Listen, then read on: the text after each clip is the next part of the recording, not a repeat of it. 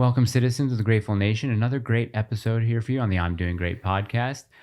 Before we get into it with our guests, our very special return guest, this is return guest number 3, I think, so far. Please go to sonorandefense.com if you need any stippling done on your Glock or CZs. Those are very good friends of ours. They do some really great work. You can use your code IDG10, I believe, to get 10% off at checkout. Also, please visit doinggreat.locals.com where you can get exclusive access to kind of super cool stuff that we don't put up anywhere else. Go to the idgmensclub.locals.com. That's our men's club. That's launching tomorrow, the 20th, Saturday. Tomorrow's not Saturday, but this will air on Friday. Just if there's any confusion, please go to myhealthshift.com. That is Gina's women's group where health and fitness and dieting is discussed and all that other womanly stuff. But I'm very happy to do this episode because this is probably the most requested guest that we have gotten since he's come on. So please, everybody, welcome.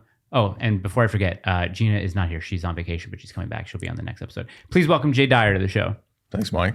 You're very welcome. And listen, most requested guest. Wow. It's you and it's who's the guy that everyone tells me to get on? What's his name? He's the guy that whenever there's a mass shooting that happens, they kind of put out his phone. Oh, Sam Hyde. Sam Hyde. They say, get Sam Hyde. I don't think I'm ready for Sam Hyde. Do you think I'm ready for Sam Hyde? I think you are. Yeah? Really? Yeah. Okay. Yeah, you guys are doing like high quality stuff. So, really? Yeah. I think you do high quality stuff.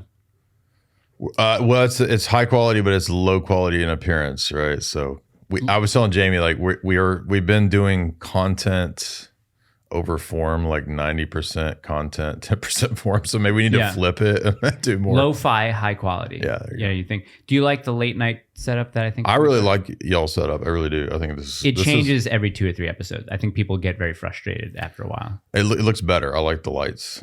Oh yeah, you like these? Yeah. They're very in fashion, the colored LED lights. Yeah. Listen, guys, if you don't know of Jay Dyer, very, very interesting dude. I have a book here. This is one of your older books, right? Esoteric That was Hollywood. the first one, yeah. The first one. I'm working my way through it. And this is one of the things that I wanted to kick off with you about, because what a lot of our viewers want you to talk about is orthodoxy. Mm-hmm. You've started, since you've come on this podcast, you've started not necessarily a battle per se, but you started a really interesting dialogue between a lot of Catholics and Orthodox folk who follow us. So they're very interested to hear what you have to say about orthodoxy. But we're not going to get into that until maybe about halfway. Okay. There's a halfway mark. We got a lot of questions. Are there Protestants in the mix too? Some Protestants in there a little bit? There are some, okay, but they're a little timid. The Orthodox and the Catholics are very kind of in your face and not aggressive, but yeah. But what I wanted to talk to you about, because I saw a video on YouTube recently about Eyes Wide Shut. And the guy who was making the video, I can't remember his name, but it was his contention that Stanley Kubrick was Clintoned because he kind of opened the door to the occult world of the elite, sort of. And I'm reading this book, and one of the things that strikes me is, do these directors, do these writers, they don't make mistakes when it comes to imagery, right? To symbology. Anything that's on camera is meant to be there, right? Especially with Kubrick. I mean, he was such a fanatic about perfection. Mm-hmm. I would say everything with him is there for a reason. Yeah. Because we've seen like satanic ritual in Hollywood and movies forever. I mean, you have like examples like Rosemary's Baby. There's The Ninth Gate, which is a pretty cool Johnny Depp movie. I like that movie. That's Roman Polanski. It is a fun movie. That's Roman Polanski, right? Yeah. Okay, yeah. And then watching Eyes Wide Shut recently, seeing that YouTube video, and then reading the chapter about it in your book. So you do a whole Kubrick section. You do Eyes Wide Shut, then you do The Shining. But it was just very, very interesting to see that. Do you think that there was any, sort of foul play involving Kubrick's death, or was the dude just overworked and old maybe? I get asked that question every time my book comes up, and I really don't know. And so I'm always hesitant to say, because what I really wanted to do in the book was focus on the symbology in the film. But it's, you can't avoid the question of like, well, he's in the world of the elite. He's around, the Hollywood A-listers at that time. If you remember, Nicole Kidman and Tom Coom were having marital issues. Did you say Tom Coom? Yeah.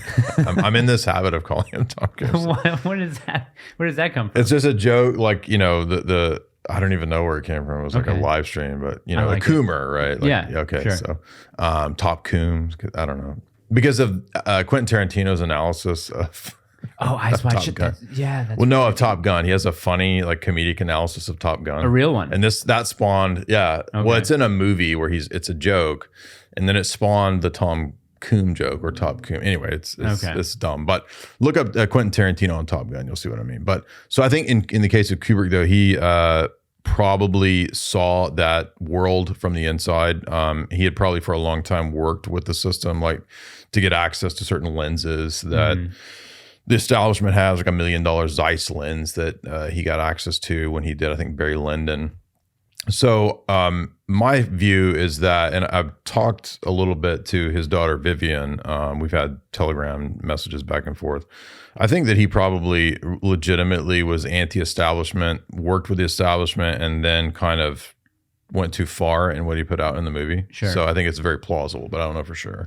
Yeah, I mean, there's, we've all kind of known that these things happen behind closed doors and, secret societies. I think the Good Shepherd did that with Skull and Bones and stuff like that. Exactly. So, I mean, not crazy to think that they would want to go after him for it, but I don't know. Are there any other movies that kind of not shine a light, but are there any other movies that are good at kind of showing those elitist kind of secret societies off the top of your head that you can think of? Yeah, I mean, there's kind of like a roster of classic films that are about secret societies. I did a popular video a while back that was an analysis of what I call, it's basically Eyes Wide Shut, like 30 years before Eyes Wide Shut. Oh, okay. And it's a weird film because it ended up being kind of a failure because it had like 3 different directors and it kept getting switched around different screenplays. It's called Eye of the Devil.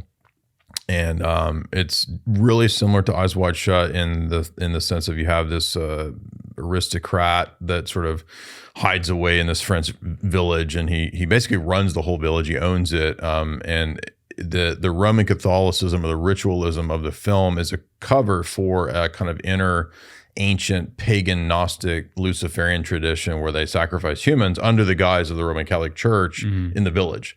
So it's ironically, speaking of Polanski, it's Sharon Tate's first movie, and she plays a witch. Oh. And I think she gets sacrificed in the film. If I'm going from memory, it's been years since I've seen it. But, okay. So there's some really weird kind of elements in the film that kind of parallel later reality. But they have the masks, the sort of masked ball ethos to this movie. They drug the woman who's sort of the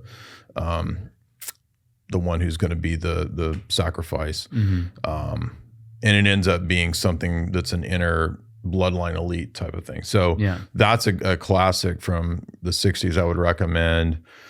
There's some other goofy ones. Sometimes weird, goofy films actually have quite a bit of revelation in them. But there was a movie that came out in about 2001 or 2 called The Skulls. I don't know if you've seen that. But yeah. Wasn't that kind of like not like a college horror drama or something like that? It is. Like a wacky horror movie? Okay. This guy like Craig Tina, like Coach, is running Skull and Bones. Oh, really? Yeah. So it's every time I think of Coach, I think of hanging with Mr. Coop. Remember that? I liked hanging. That was like on like the Friday TGIF. I think. I think so. Like and then you would one of the two would come first. I forget which one, but I remember watching Coach and hanging with Mr. Coop. I get Skulls confused with Disturbing Behavior. You ever seen that one? I don't think so. Disturbing Behavior was like they would take kids in the high school and kind of turn them into Stepford Wives, like the perfect high school kid, and mind control, MK Ultra kind of stuff. Interesting. It's very interesting. Yeah, I mean, reading this book and reading this chapter in particular, you just see like when you talk about, the pentagrams at the Christmas party, or like the scenery of the woods in Tom Cruise's and Nicole Kidman's house, and just the pillars was a very interesting thing because pillars. The symbology of pillars is interesting, like doorways and stuff like that.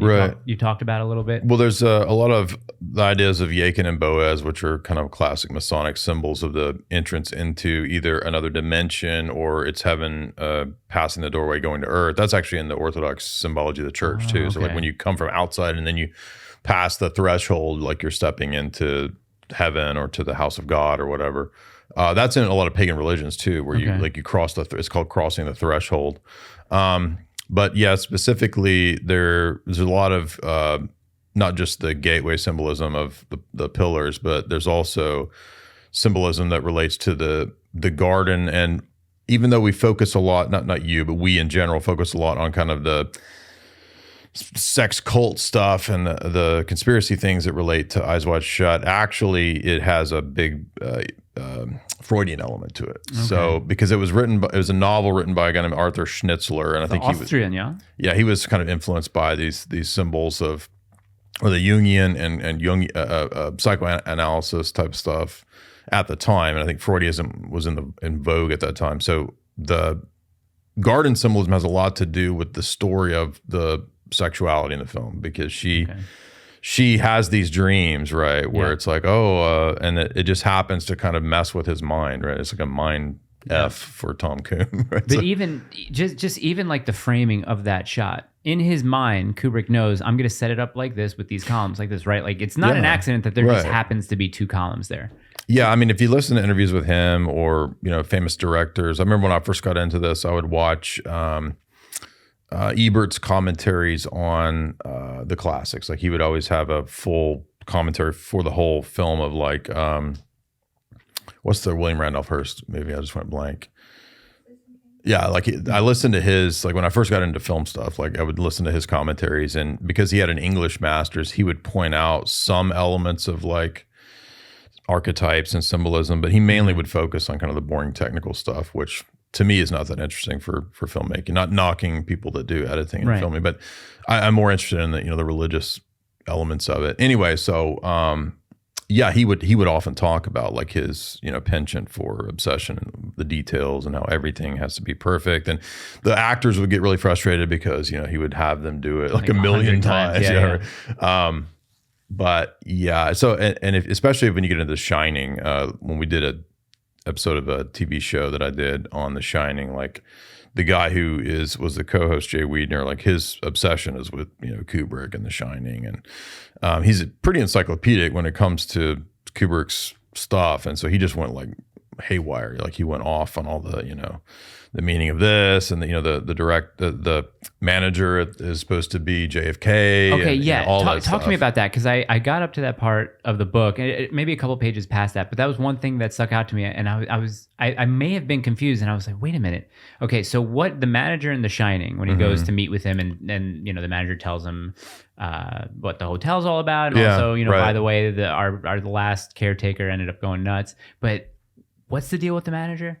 So there's different interpretations of the show. There's a bunch, but I did two mini documentaries, one on Eyes Wide Shut, my putting my analysis into video, and then I did one on The Shining 2, which, because I differ with Jay Weidner, he reads it as like relating to the moon landing, which I don't think it's that, but and everybody who bitches in the comments under my videos are always like, this is not what Stephen King's novel's about. Yeah, but I'm not analyzing Stephen King's you're novel. Analyzing the movie. The film, which everybody knows is different from the book. So I think that Kubrick, because he has a penchant throughout his films of being anti-establishment. At that time, anti-establishment was, some sort of Marxism or some sort of, the Hollywood 10, this kind of thing, right? Yeah. The reason he did Spartacus is because Spartacus is the, slave who revolts against the establishment, the system.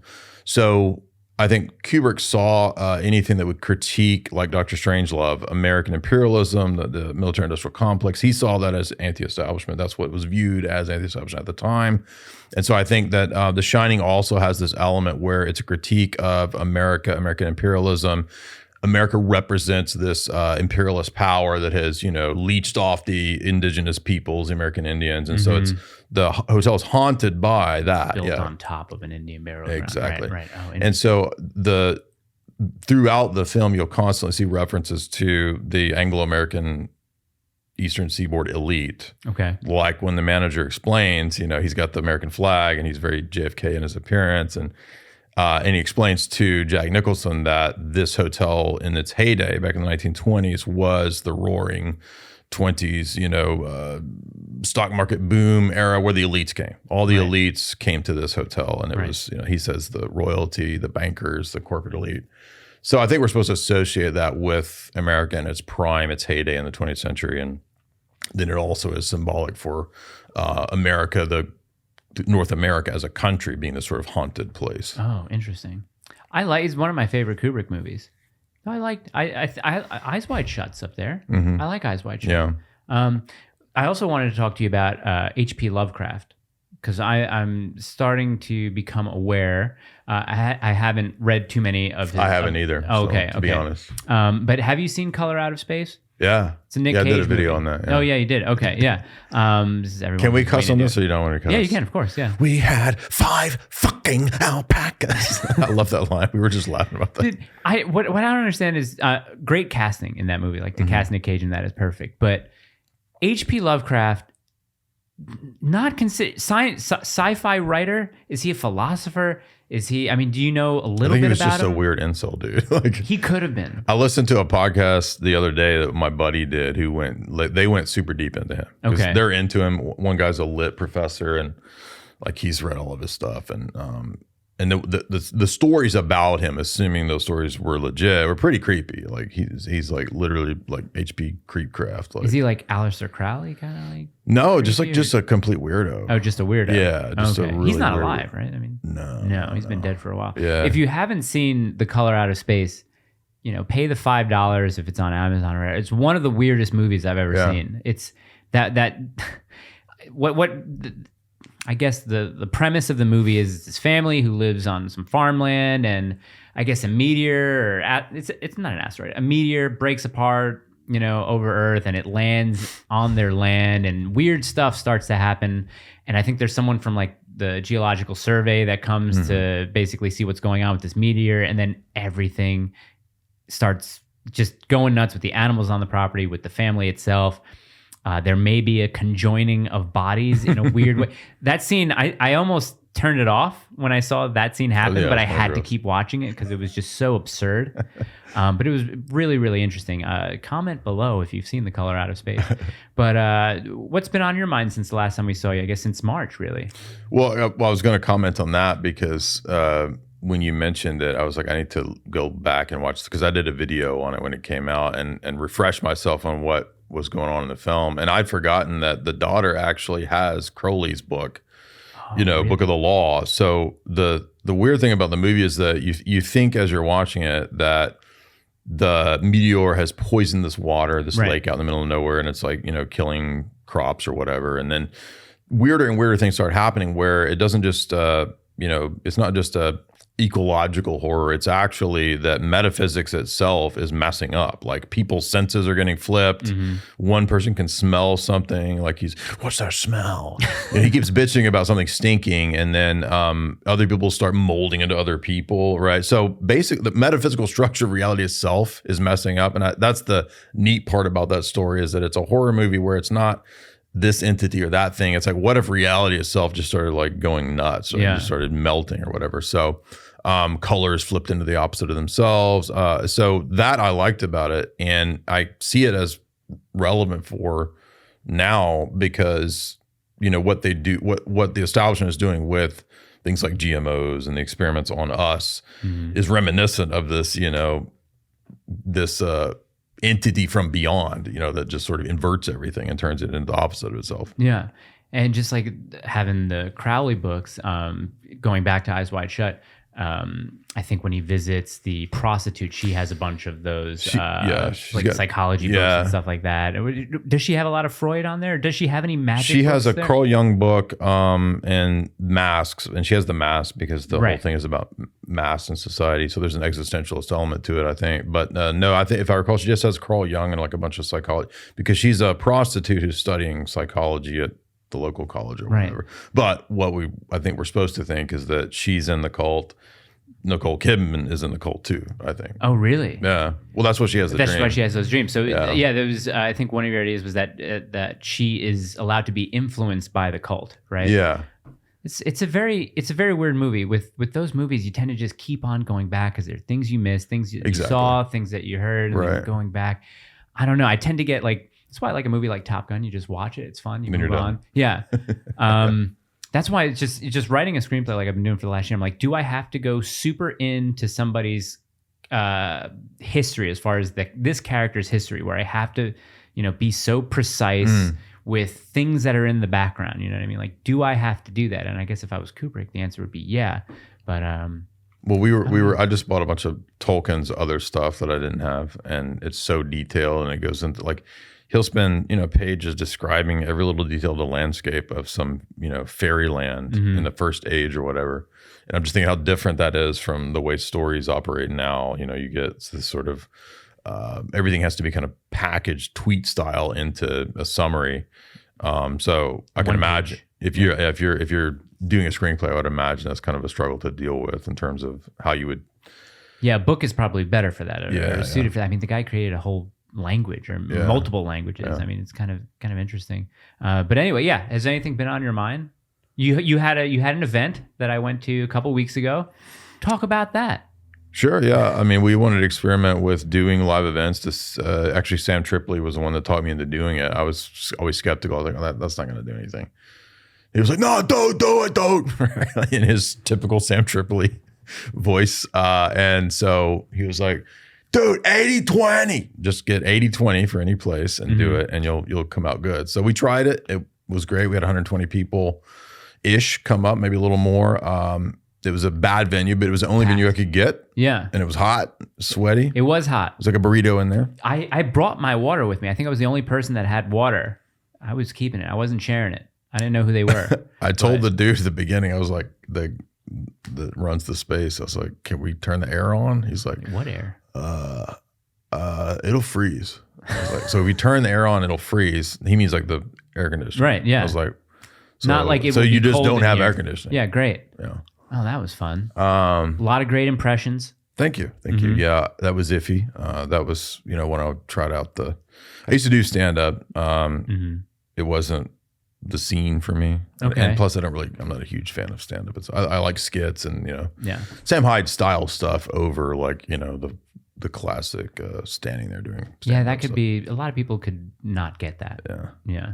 Well, and also I think like stand-up nowadays is very much just sort of rehashing whatever the PC agenda is. So you can't really, it's hard to be successful and be edgy and tell the truth, which is, I guess, what comedy's supposed to do. But anyway, thank you. I'm glad you came out. Glad to see you there. It was, I think, a hit. We had an hour discussion of movies from Jamie Hollywood. She promoted her stuff. And then we had hour and a half discussion on my new book, which is just kind of philosophy essays kind of compacted together. And then just some open Q&A and book signing. And it was a lot of fun. Oh, good. And we'll be doing one in Orlando September 3rd too. So if people are in Orlando, they can. September 3rd. Yeah, go to my social media and we'll put that up in the bottom there. Cool. Yeah. Next live event is down there at Eventbrite. Oh, cool. Very cool. Philosophical positions. We had some. We had an interesting take on our show a couple of weeks ago, and it kind of blew up. We said we had the philosophical position that abortion was worse than slavery. That's what we said. We said it. Do you think that that's a legitimate philosophical position to hold, or can anything be a philosophical position? I would say that's a sure. I mean, one's values will determine like how you scale that, right? So if you have presuppositions about human life having more value than XYZ, then I would say, if abortion is the putting to end of a life, then that's more serious than even the enslavement of somebody who's still alive. So I would say does the Orthodox Church agree in, I guess, the same or have the same worldview as the Catholic Church would have on abortion? Yeah, it's typically they would pretty much be in agreement. Yeah. Okay. I watched a very interesting video about how the Orthodox Church doesn't approve of the use of marijuana. And it was, I forget the father's name, but he was talking about how marijuana, what does he say? It is a false driver, like kind of like accesses this other dimension that's not necessary in order to gain spiritual awareness. He says it blocks that, basically. It's a fake. It fakes it. Interesting. I don't know who that would be. I would imagine in the Orthodox Church there would be a variety of opinions on different types of drugs and their use. I've talked to a lot of conservative priests, bishops who don't think there's anything problematic with medicinal THC. So, oh, really? Yeah, I mean, I don't see why. I mean, I would be more worried about and critical of Big Pharma than I would be THC. Oh, okay. But Yeah, no, I'm an Orthodox person that supports the positive aspects of that. Oh, cool. So yeah. There's a show, I don't know if you heard of it, on CBS called Evil. Have you heard of this show? Mm-mm. It's about a psychologist who has been recruited by a Catholic priest in order to help determine if an exorcism is needed and if someone who is possessed is legitimate or not. Mm-hmm. The backstory to this is that this Catholic priest uses a lot of hallucinogenic drugs to communicate with God or to help him along his spiritual journey. And I remember I saw that and I was just like, why does this have to be just some mainstream sort of what's the word, bastardization of someone's faith, especially like I would never think of a Catholic priest using DMT to sort of help him along his spiritual journey.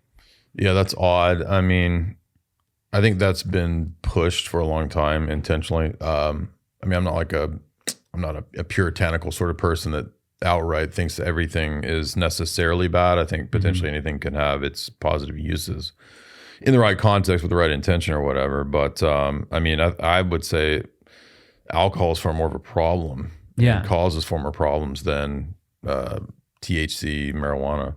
This guy almost had like an addiction to whatever he was using because he would have to go to nightclubs and kind of, hit up his dealer to give him some DMT. It was very An odd. addiction. Yeah. I mean, I've not done DMT. I've done LSD many times, but it seems interesting. It doesn't seem like it would be something that you need a dealer for because you're addicted. Right. No, but yeah. How do you feel about I remember Joe Rogan always talking about the possible hallucinogenics used back in the times of Old Testament, New Testament, talking about, the burning bush that Moses saw was probably a bush that while it was burning gave off these, had these hallucinogenic properties to them, or, the disciples were possibly using any sort of hallucinogens to, I don't know, to write or be inspired. The inspiration could have been the drugs.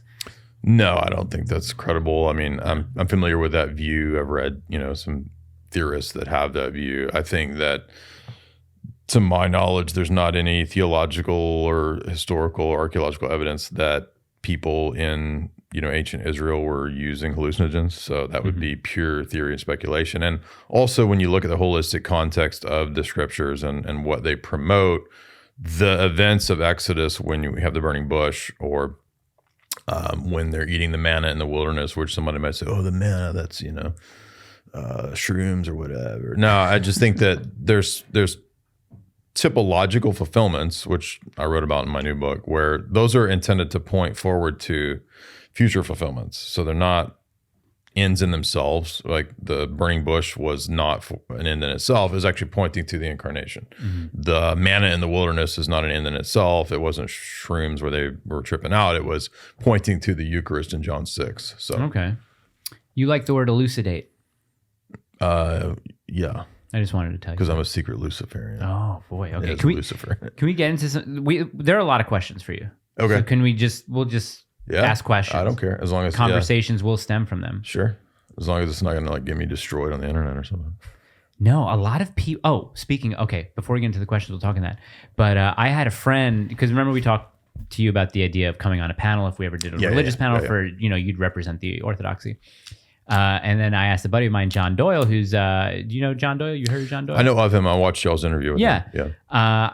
I was telling him, I was like, why don't you be the Catholic kid? And he says, oh, you got Jay Dyer? I don't want to be involved. That dude would destroy me. He's like, I have no intentions of doing that. A panel discussion is different from a debate. Right, exactly. Right? Yeah, this was going to be a panel and just see, where do you guys agree? Where do you guys disagree? Talk. Right. Yeah, not a kind of like a, Hitchens full-on debate. No. You know who I like? Chris's brother, Peter Hitchens. I do too. Yeah. I like that guy. In fact, Jamie was asking me the other day, she was like, how do I debate like you? And I was like, well, here's some videos. And we actually watched a Peter Hitchens formal debate, like presentation from Oxford Union. And I was like, well, this is classic, Oxford University classic debating. And so he's up there like. Could you do a Peter Hitchens impression? I don't remember his, no, oh my God, man, that sounds absolutely sort of concentration camp thinking. I can't believe it. It's a very, stodgy British. Really is. I guess where you put it on your Instagram. So you would want to debate with the Pints with the Aquinas guy, right? Sure. Yeah. I watched that channel. What is there a problem or an issue or just something that you really want to talk to him about? Or well, I've debated their chief dude, Trent Horn. So Matt, who runs that channel, he typically kind of relies on Trent Horn to kind of be the guy that does the debating. Gotcha. but Matt has, a couple of philosophy degrees, so presumably he could debate too if he was up to it. Okay. But they also have kind of a stable of people that we've been going back and forth and having problems with for years. So there's sort of a philosophical problems or like. No, problems. it's sort of just the classic Roman Catholic versus Orthodox. Like they're the main crew that we go against, Gotcha. and we're the main crew that they go against. I mean, if you guys were together in like the 1400s, wouldn't you be going to like Palestine together? Maybe. I mean, it depends on the century, because in one of the centuries they sacked Constantinople. Oh, really? Yeah, and then in another century they call for a council to try to unify again, which it didn't succeed. But which council was that? Florence. Council of Florence. Yeah. The last 1400s. There was a council that I wanted to talk to you about. We'll talk about the Council of Trent in a little bit. So just remind me, or I don't have anything right. Let's ask some questions here, because we got two areas. We have questions that were asked on YouTube and then questions that were asked on Instagram. So we'll start with Instagram first. This comes from David Gucassian. That's an interesting last name. I wonder if that's Eastern European, maybe. Jay said on a stream recently that time must have a beginning, middle, and end, because otherwise all change would be illusory. How does this relate to God's status as uncreated? In other words, does God transcend this measurable and finite time and exist outside of it? Good question. So I was talking about from the human vantage point, right? Mm-hmm. So God is not created, so the divine experience isn't identical to or equivalent to the human experience. So there's a disparity there. So even though we speak about God being outside of time, humans are in time. I was in that context talking about how time is, in philosophical jargon, one of the preconditions for the possibility of having knowledge or experience. So this goes back to Kant and the idea of transcendental arguments and preconditions, which is just to say that some things are prior to having an experience or having knowledge. Those preconditions are absolutely necessary for the possibility of knowledge at all. Okay. So for example, you would have to have a knower, right? To have knowledge, you got to have somebody who knows. Mm-hmm. So you have a knower. So a knower, a self, a mind, these kinds of things would be preconditions for the possibility of having knowledge. And other ones would be things like time. So time having, humans are constituted such that they learn things in a temporal beginning, middle, and end sequence. Linear. Yeah. Time's a flat circle, man. Just a flat circle. Just a flat circle. Just like the top of this beer game. Exactly.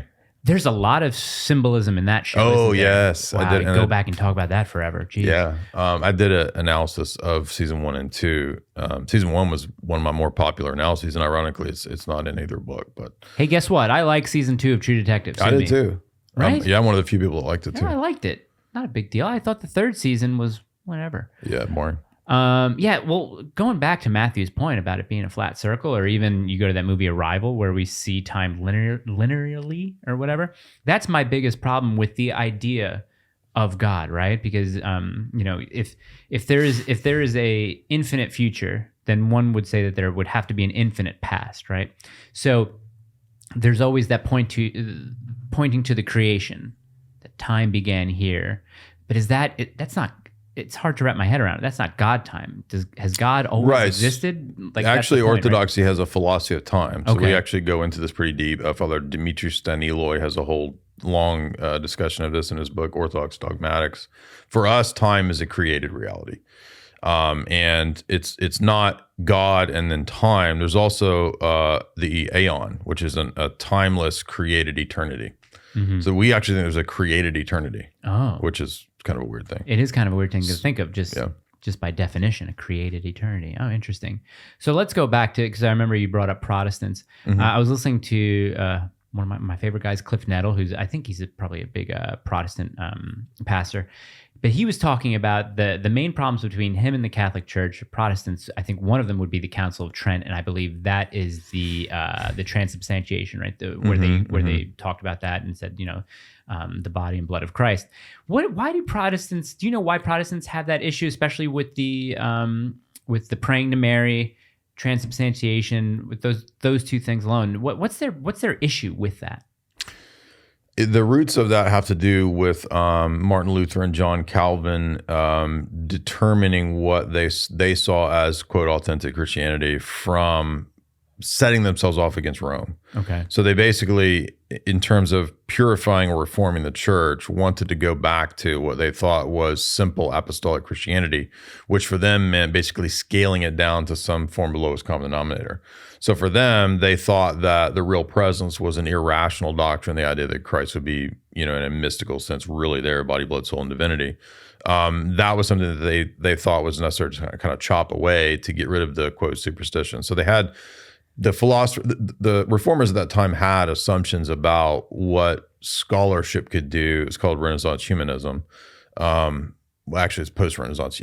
They were called humanists, and the idea was go back to the original text, try to get away from any notions of tradition, et cetera. So it was a rationalist move, and in my view, it was also kind of influenced by Gnosticism, the idea that God is kind of against or the opposite of matter. So they would read the Ten Commandments. They were very much anti-image, the reformers, particularly Calvin, not so much Luther, but so they were against icons, they were against images, and they felt like that there's just an antipathy between God being immaterial and spiritual and matter being, subject to change and physicality and so forth. It's interesting, but even in the different translations of the Bible and in the Gospels, Jesus at the Last Supper does speak those words. This is my body. Yeah, they'll just say things like, well, he also says, I am the door, I am the gate, and so they'll say, well, that's just symbolic language. But I think one thing the Orthodox and Roman Catholics do agree on, we don't have the same understandings, but we do think that it really is like the full presence of Christ there. Right. Yeah. Okay. Oh, interesting. Let's see. Bummy Bamuel, this is a buddy Bamuel. Is Russian Orthodoxy the best denomination to attend, or is this word Antiochian? God bless. So, in the world of Orthodoxy, they're all in communion, and you're not going to have necessarily any one jurisdiction that will infallibly be better. So it's really a church by church basis. Is okay. One thing I'm saying. He rephrasing the question: what is the best denomination of Orthodoxy to attend? And then someone else says they aren't different denominations, rather different jurisdictions, still the same church. Yeah. And then I think friends were being made. Oh, that's why I put it in quotations. I'm sorry, brother. Wow, okay. This is from. But I would say I attend typically ROCOR, which is Russian Orthodox Church. Yeah. It's not in Russian though, is it? It really depends on. So Orthodoxy has always done the liturgy on the basis of the people, the vernacular. Okay. So if the majority of the church is like Russian expatriates, they'll do it in Russian. That's kind of cool. Yeah. Yeah. JRW Ironman. Jay's videos help me find and eventually convert to Orthodoxy. So thank you and God bless. Awesome, dude. That. Glad to hear that. That's cool. You should get one of the hats. Let's see. Someone just said nice here. Ask Jay about Ecumenism. Is that the word? Ecumenism. Ecumenism. Please, would be a good conversation. What is that? I don't know.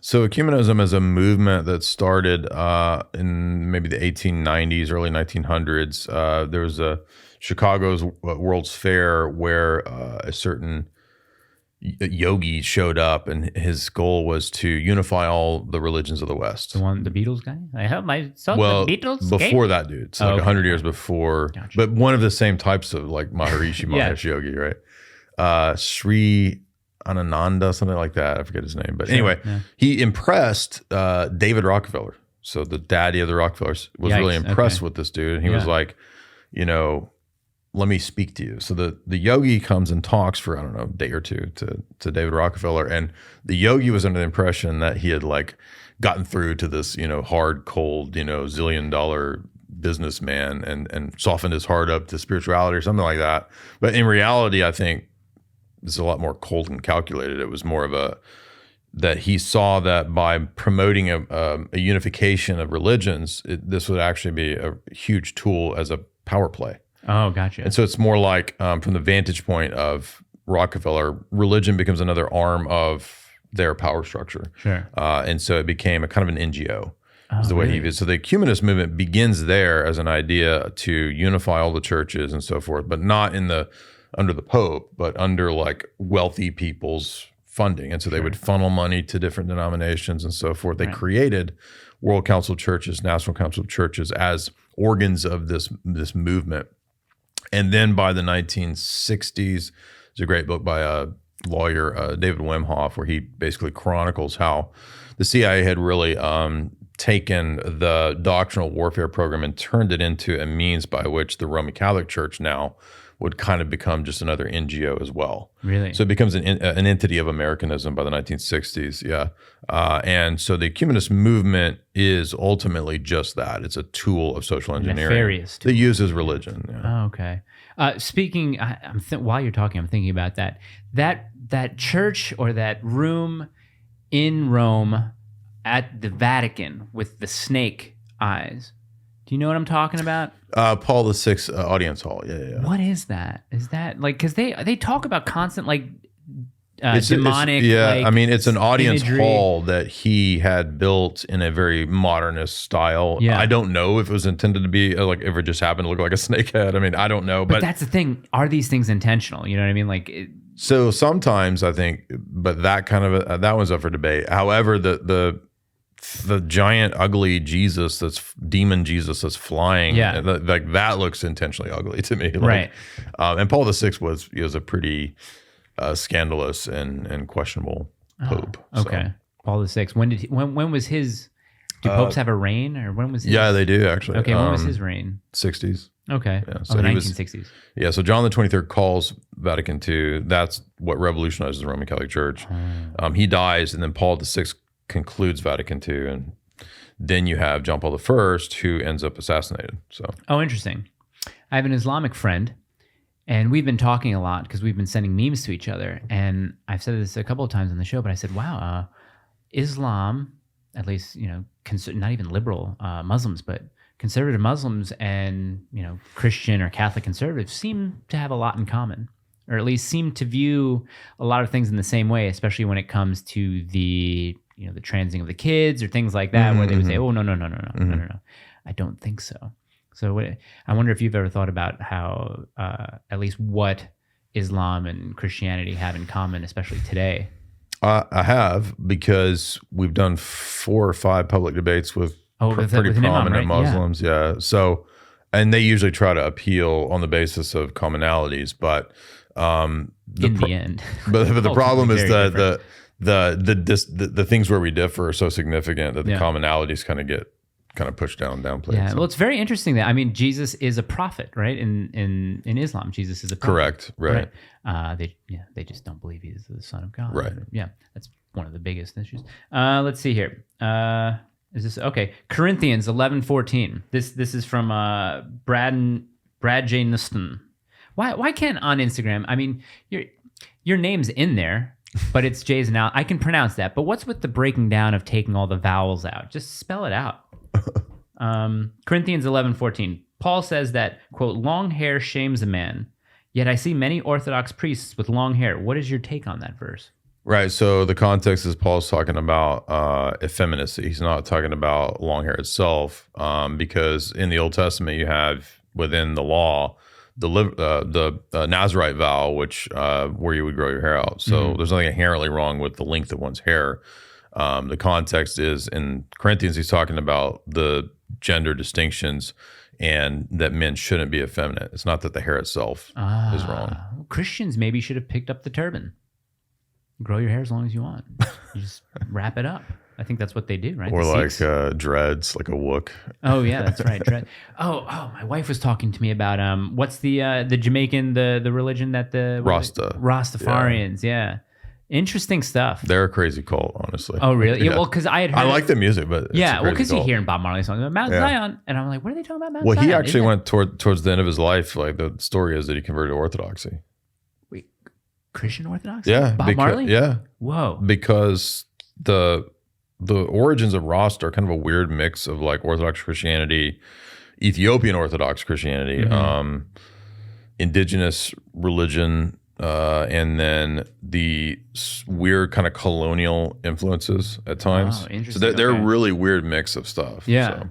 But Rastafarianism is not. It's odd. It's interesting. Yeah, it doesn't actually have like a religious text. Like it has just these sort of ideas that you hold to, and then sometimes they're more akin to like a Hebrew roots style religion. Yeah. Sometimes they're more akin to Orthodoxy. There's different groups amongst them. If there's not, but if there was a multiverse, what religion would multiverse J be? Do you think? Would he be Rastafarian? What do you think he'd be into?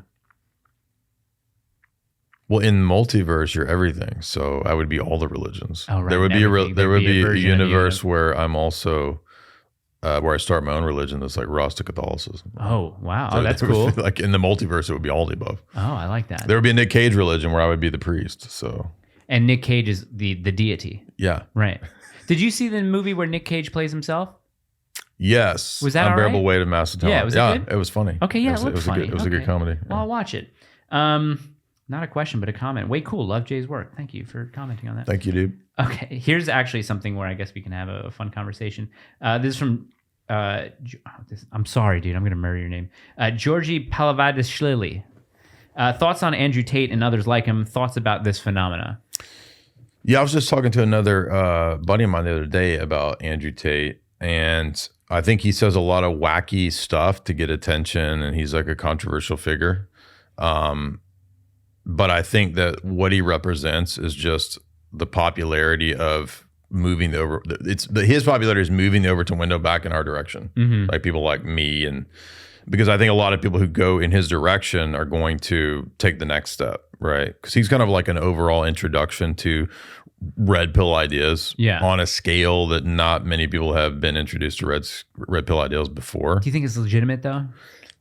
And there's some, funny things going on. People could be saying that about us. Do you think we're legitimate? Anybody who does internet, you get that all the time. Right. He's a shyster, he's a fraud. Yeah, he's a grifter. Grifter's a good one. So I watched a bunch of videos critiquing him, and they were saying that Hustlers University is like a pyramid multi-level scheme. But then the MCMs. Then I watched another dude who was like, but I signed up for the thing, and it's like they really do. They give you these stock tips, and so who knows? I haven't looked into it. A lot of the criticism are probably driven by maybe a little bit of jealousy or just soft hatred. Maybe. Well, I did a podcast. His brother reached out, and we did a podcast a couple years ago, and I get him mixed up. There's Andrew, and then there's Tristan. Yeah. So Tristan and I did a podcast, and he seemed like a really cool guy. Oh yeah. So yeah, it's like one of those things where I don't find myself disagreeing with a lot of what he says. I think if an issue that I have at all, if there is an issue, is maybe like the delivery of it, or just maybe like his actual persona, where it's just kind of a turnoff. Well, there was something he said I thought was ridiculous. I'm trying to remember. I've just seen clips. I haven't watched a lot of his stuff, but he was talking about like you get a cut of your wife's OnlyFans stuff. Right. I was like, do your wife, or your girlfriend's, yeah, you shouldn't be on OnlyFans, but right, exactly. But I thought that was cool. I want to cut of that. His accent is very. It is a weird accent. That would be a really great impression. Work on a Tate. Because I don't know because his father was CIA. I mean, he openly says that, but he was born in England or something. So a lot a lot of words he enunciates. There's very weird. Is syntax the right word? It is a weird way. Yeah, I don't know. Maybe who knows? Flight on a Little Wing. These are like MySpace names here. Jay, does Orthodox Christianity have teachings on what the end of days will look like? Yeah, I mean, we have the general structure. So I just did a live stream let me think. No, I did an interview with journalist Maria Z. So if this person wanted to see like a longer form 45-minute discussion on that, you could find that at my website or on my Rockfin. But yeah, so we have the basic structure I think a lot of people would agree on between Catholic and Protestant Orthodox, which is that there will be some Antichrist figure, there will be a world government, there will be an apostasy in the church, there will be these kinds of things, catastrophes and so forth. There will be a second coming of Christ, there will be bodily resurrection and judgment. So that's this is all Book of Revelation stuff, or is this spread across a couple different books? I mean, it's throughout the New Testament and the Old Testament, so it's kind of all over. Is there a timeline for these things? Because, I mean, we have natural disasters all the time. We have, let's say, political assassinations, people point a lot to certain political figures and world leaders as antichrists. But do you think everything will happen at once and just be completely overwhelming, or is it going to be an over time kind of thing? Because that one world government is already here. Well, I mean, we have other indicators of like a massive apostasy in the church, shutting down of the liturgy worldwide. Mm-hmm. We have, the attempt to track and trace everybody in some format that's global. We have statements about, mass persecution. So I think that there's a couple of signs that the Orthodox saints say that everybody will know, which is that if there's a third temple built, that will be one of the signs. If there's a mass apostasy in the church, that will be one of the signs. And, if you see mass conversion of Jews to Orthodox Christianity. Oh, really? Yeah. That's a sign? Those would be the Orthodox signs of the end. When they say a third temple, do they mean that literally, or do they mean? Yeah. Oh, they do? Yeah. What would be the third temple, I guess? Or what are the first two temples? Well, the first two would be the temple that's built when the Jews leave Egypt, right? And they get to the promised land and they built the tabernacle and the temple. Then there would be the second temple, which was the temple in Jesus' time, which was destroyed in 70 AD by Titus Vespasian. Okay. And then the third temple would be if the Jews were to build a third animal sacrifice temple. Okay. So that would be, in the Orthodox view, that would be a sign of the end. Look out for third temples. It's something. Well, I mean, they've been trying to do that for... What's an example? For decades. No, I'm saying in Israel that they've been... Oh, they've been trying to build this temple. Oh, right. Gotcha. But the mosque is in the way, so... I'm thinking of it more as like an analogy of a temple, but this is like a literal physical temple that is... Right, in Israel, yeah. Gotcha. This is very interesting thing, because we had on our buddy Bryson and Shekinah, and they're Messianic Jews. And a lot of what they talk about, there are rules in Messianic Judaism that they can't do because there is no physical temple. Very interesting. Have you ever talked to any Messianic Jews before? Yeah. I mean, I have friends that are Messianic Jews, and we kind of argue. It's interesting, right? I mean, what do you guys? Well, I mean, we think Orthodox Christianity is the authentic Messianic Judaism. So. Oh, interesting. Okay, yeah. Well, that would make sense. Chris CRSYNG. I see you're a frequent commenter and a citizen. Can you DM me on, how to pronounce that? A question for Jay. What is the Orthodox Church's stance on things like tithing and OSAS? I believe they're strictly Protestant beliefs built on out of context verses. So would like to know where Orthodoxy stands on that. Yeah. So I just did a couple, you look at the last two live streams that I did with a Notre Dame graduate, Seraphim Hamilton. He's a buddy of mine, and we've done a lot of live streams. We actually went into tithing pretty recently. Yes, it actually is a biblical principle, and it's actually a very important part in the Orthodox liturgy, what we do with the tithe, because it relates to the Eucharist, because it's part of the offering of the people back to God. So it's not like a hard and fast rule, like you don't get into the church unless you show your tithe. But yeah, we're expected to tithe. Does tithing come from New Testament, or does that go back to like Book of Numbers kind of stuff? All of it. Yeah, okay. Yeah. Oh, interesting. And then I don't know what OSAS is supposed to. Should we look it up? Let's see what I'm gonna type in Protestant OSAS. Protestant OSAS is a good use of time on the show. Once saved, always saved. Protestant. With the relative acronym OSAS, a doctrine of Calvinist conceptions and of free grace Protestant conceptions of the Protestant Christian faith. Once saved, always saved. Yeah, we don't believe in that. We believe that there's multiple warning statements in the New Testament that you can partake of grace and lose or forsake that or apostatize. Okay. So, Narik Shmad. Oh, Narik Shamad. Okay. What is your favorite part of an Orthodox church? The buildings. He wants the favorite physical part of the church. The icons. Yeah, totally. I mean, that's like the most amazing, element. I think most people, when they encounter Orthodoxy, they're aesthetically really sort of, blown away by that. And then the chanting and the because the entire service is sung. So I think people find that to be, strikingly different than a Protestant or even a Roman Catholic service. Yeah. Right? Do you guys use incense? Yeah. Okay, cool. Yeah. So if you're a Roman Catholic, have you ever been to a Latin Mass, like a traditional? Oh yeah. It's kind of more in that direction. Orthodox service would be more like intense, probably, if anything. Yeah. And longer, way longer. Way longer? Orthodox service, like Russian services, like are a bar mitzvah anywhere from 2 to 3 hours. Okay. That's cool. You're in it. I used to do the little incense thing, especially during the funerals. You'd go around the casket and you'd do that. It didn't really smell that good. It wasn't like Nang Champa or something like that. CU665Y. Like, I feel embarrassed kind of reading these names to you. Can you ask him, Jay, what he thinks of the traditional Catholic movement, and what does he think about Eastern Catholicism? Yeah, so I mean, I was involved in the traditional Catholic movement for 10 years through most of my 20s. I think that I met a lot of really cool people, still friends with the most people, a lot of sincere people, but I think that it's a bankrupt sort of dead-end position because you can't extricate the Pope from the Roman Catholic system. And so if the papacy for the last 60 plus years has gone sour, you can't really fix and patch up the system. Like, that shows that system to itself kind of be faulty.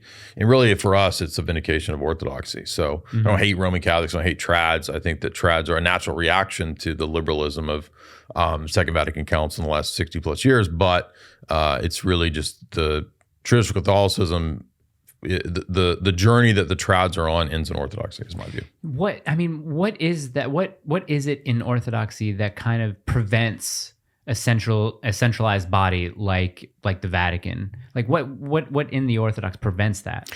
The existence of the papacy and the Vatican is itself fundamental to the split between the East and the West. So the Orthodox argument is that the papacy is an overreach and an innovation and a mutation that goes against the conciliar consensus view, the synodality as it's called. So Orthodox Church is governed by synods, local synods. It's not primarily governed by any central thing. It does have primates and people who have sort of titles of honor, but they don't have any more, they're not like popes. They don't have more authority than any other bishop. So it's kind of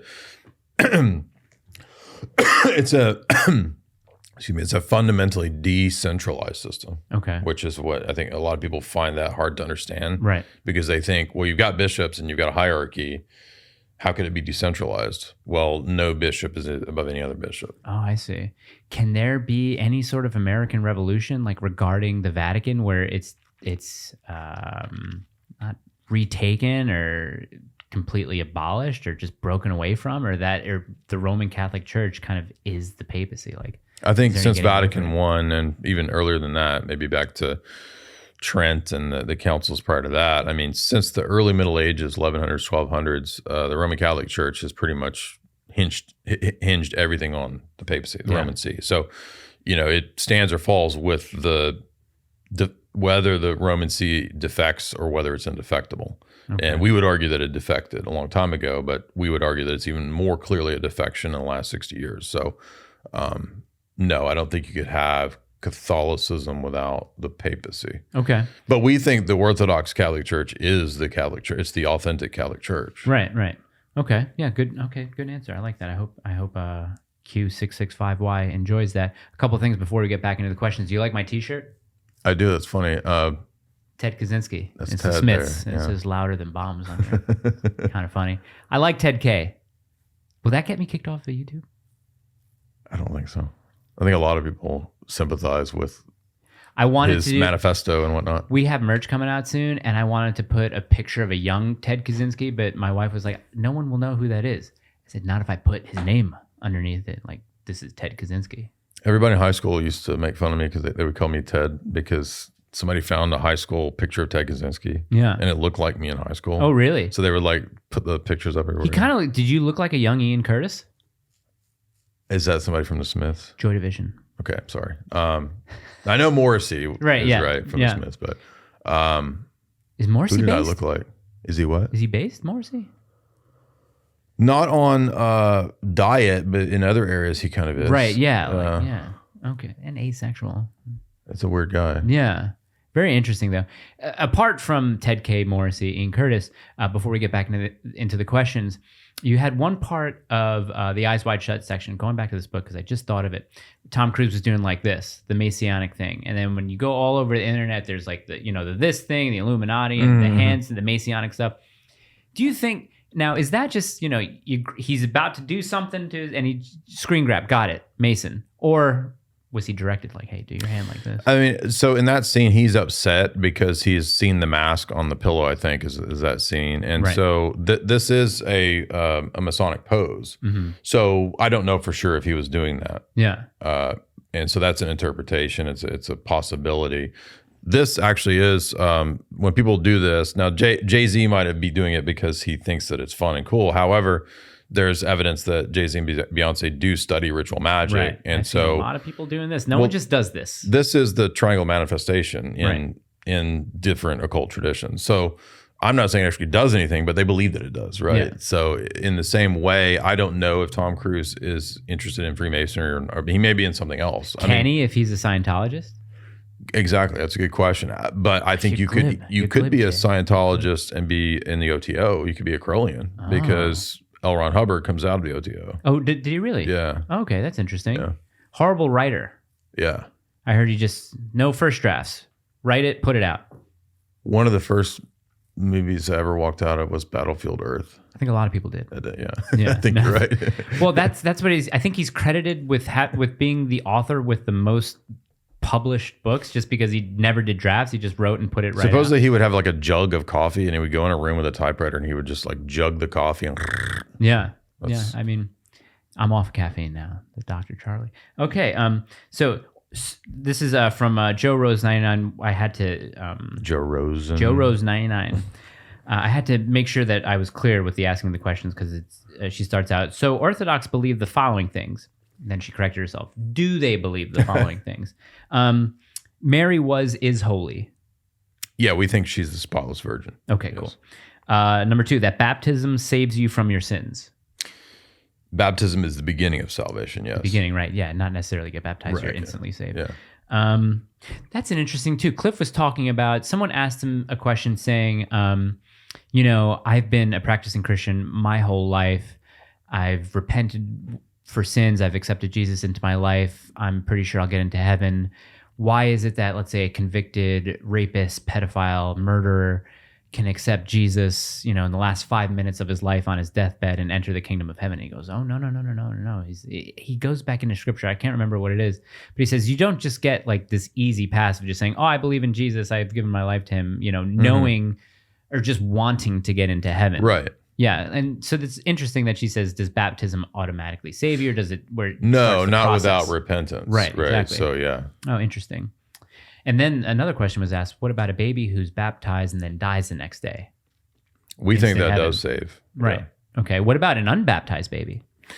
The Orthodox Church commends those children to God, but there's no hard and fast position on what we just leave that up to God. We don't know. Yeah, one of the Catholic churches, is that different anyway? Yeah, the Roman Catholic Church has the doctrine of the limbo of infants. So might have to switch based on that one. I think babies are just pure and innocent. Why limbo?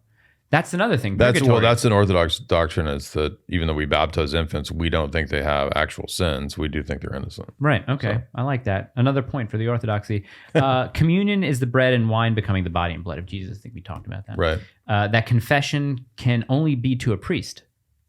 Yes, we believe that the part of the gift that Christ conferred upon the apostles when he breathes on them is that they have the ability to remit and retain sins. And if they that requires then some form of oral confession. We see that as an Old Testament principle too, because people go to the water to be baptized by John the Baptist. It says they were confessing their sins to him. Right. So we see that as a continuation of something that exists in the Old Testament that Christ gave to the apostles and their presbyters or their priests. So yes. And to correct a past episode, we know John wrote Revelation. He lived to be an old guy, I think, John. We confused him with John the Baptist, who was beheaded. Okay, sorry. Like I said, I'm still learning over here, so you got to give me a little bit of breathing room. Have any notable Orthodox espoused anarchism? That's from Mr. Dirty Blonde. Yeah, that's his name. No, I don't think that would be at all possible. I mean, pretty much the history of Orthodox Christianity is bound up with imperium and monarchy. And structure. Like, there is hierarchy there. Yeah. I don't understand anarchists. I really don't. Have you spoken to any anarchists? And not like libertarian anarchists or anarcho-capitalists, but like actual anarchists. Mm-mm.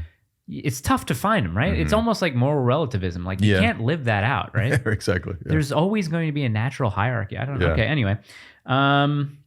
This is a non-religious question, I guess. And, does Jay have... Oh, no, sorry. When and what did you give up, and why did you do it? I don't know what it means to... I mean, I guess over my life, I've given up lots of things. I've given up drinking alcohol. Yeah, maybe that's a sort of... I gave up smoking cigarettes and chewing that nasty-ass nicotine gum. I mean... Did you have a nicotine addiction, or... Did you have to smoke cigarettes? Yeah, I think Jamie and I both smoked for a good number of years, and then we had a hard time quitting. Oh, really? Yeah. Okay. It was pretty hard. Do you still drink coffee? I do. Yeah. Totally. That's okay.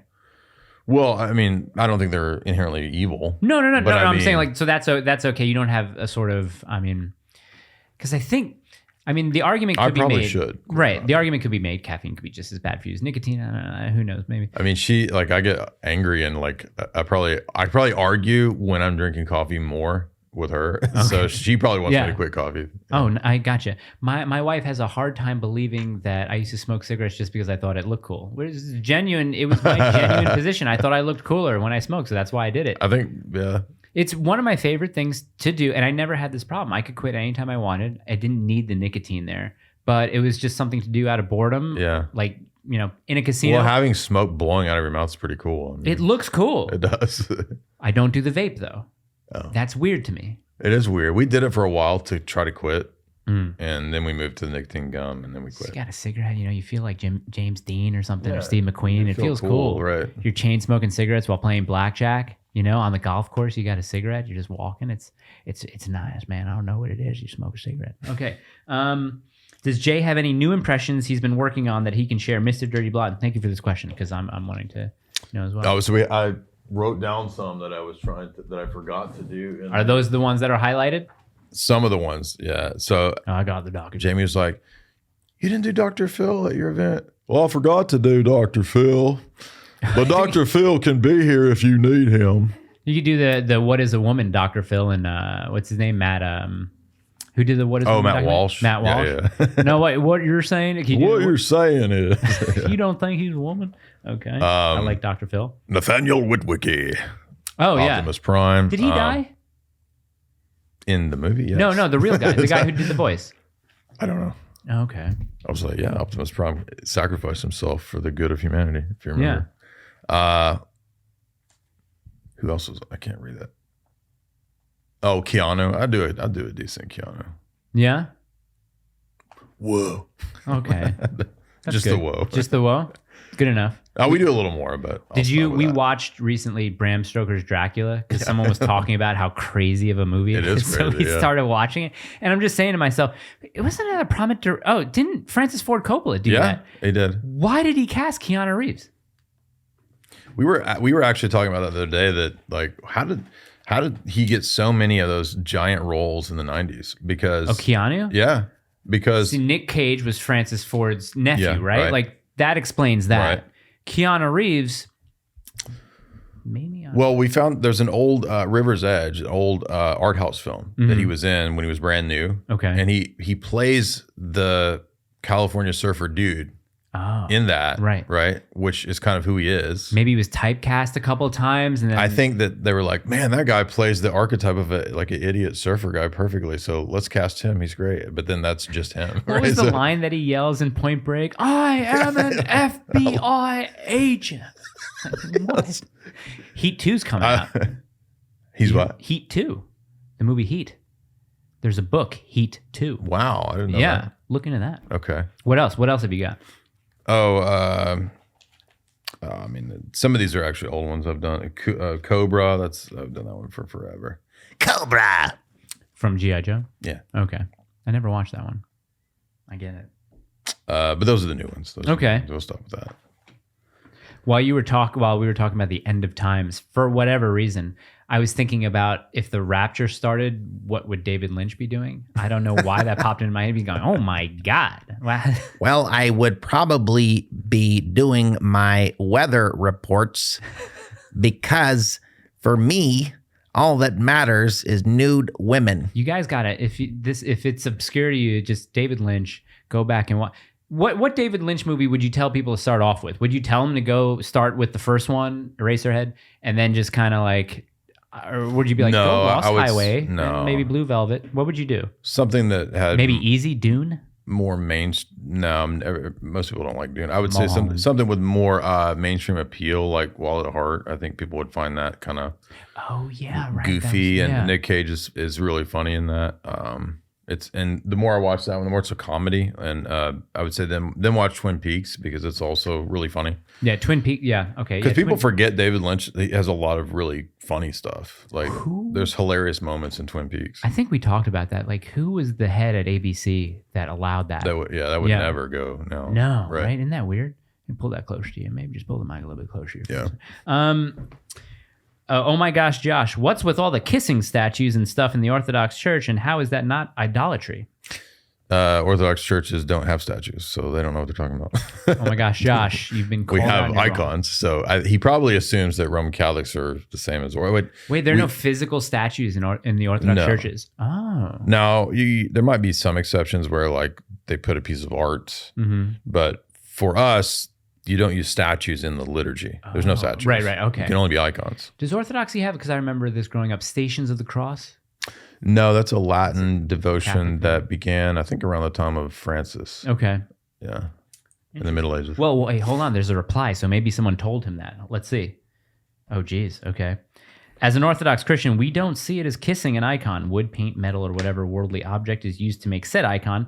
It is like kissing through a window to someone, to God, as a sign of love. It's not too much different than kissing an image of a loved one or telling someone you love them through a window. Bingo. Hey, C May Phi. Awesome. Good pickup. And Jay says bingo. For Jay, will you ever go on Tim Pool's podcast, Heal My Heart, Oh God? Well, yeah. Nice. Like in a heartbeat. Yeah, nice. Tell me to take Somebody tell Sour Patch to have me on. That's his wife, or the producer. His name? Her name. His name is Sour Patch?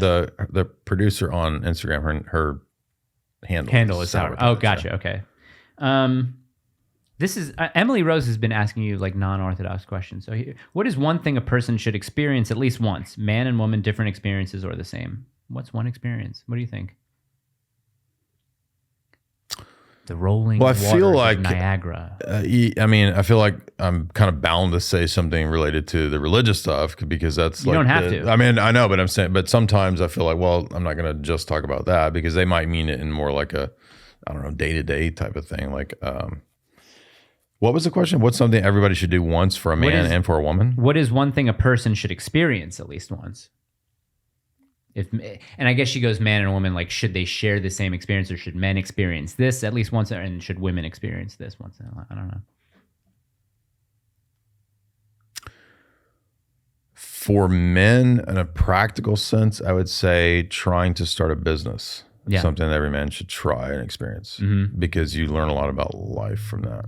Yep, agreed. For women, Jamie, what's something? Jamie would be a better. What's something that every woman should experience in their life?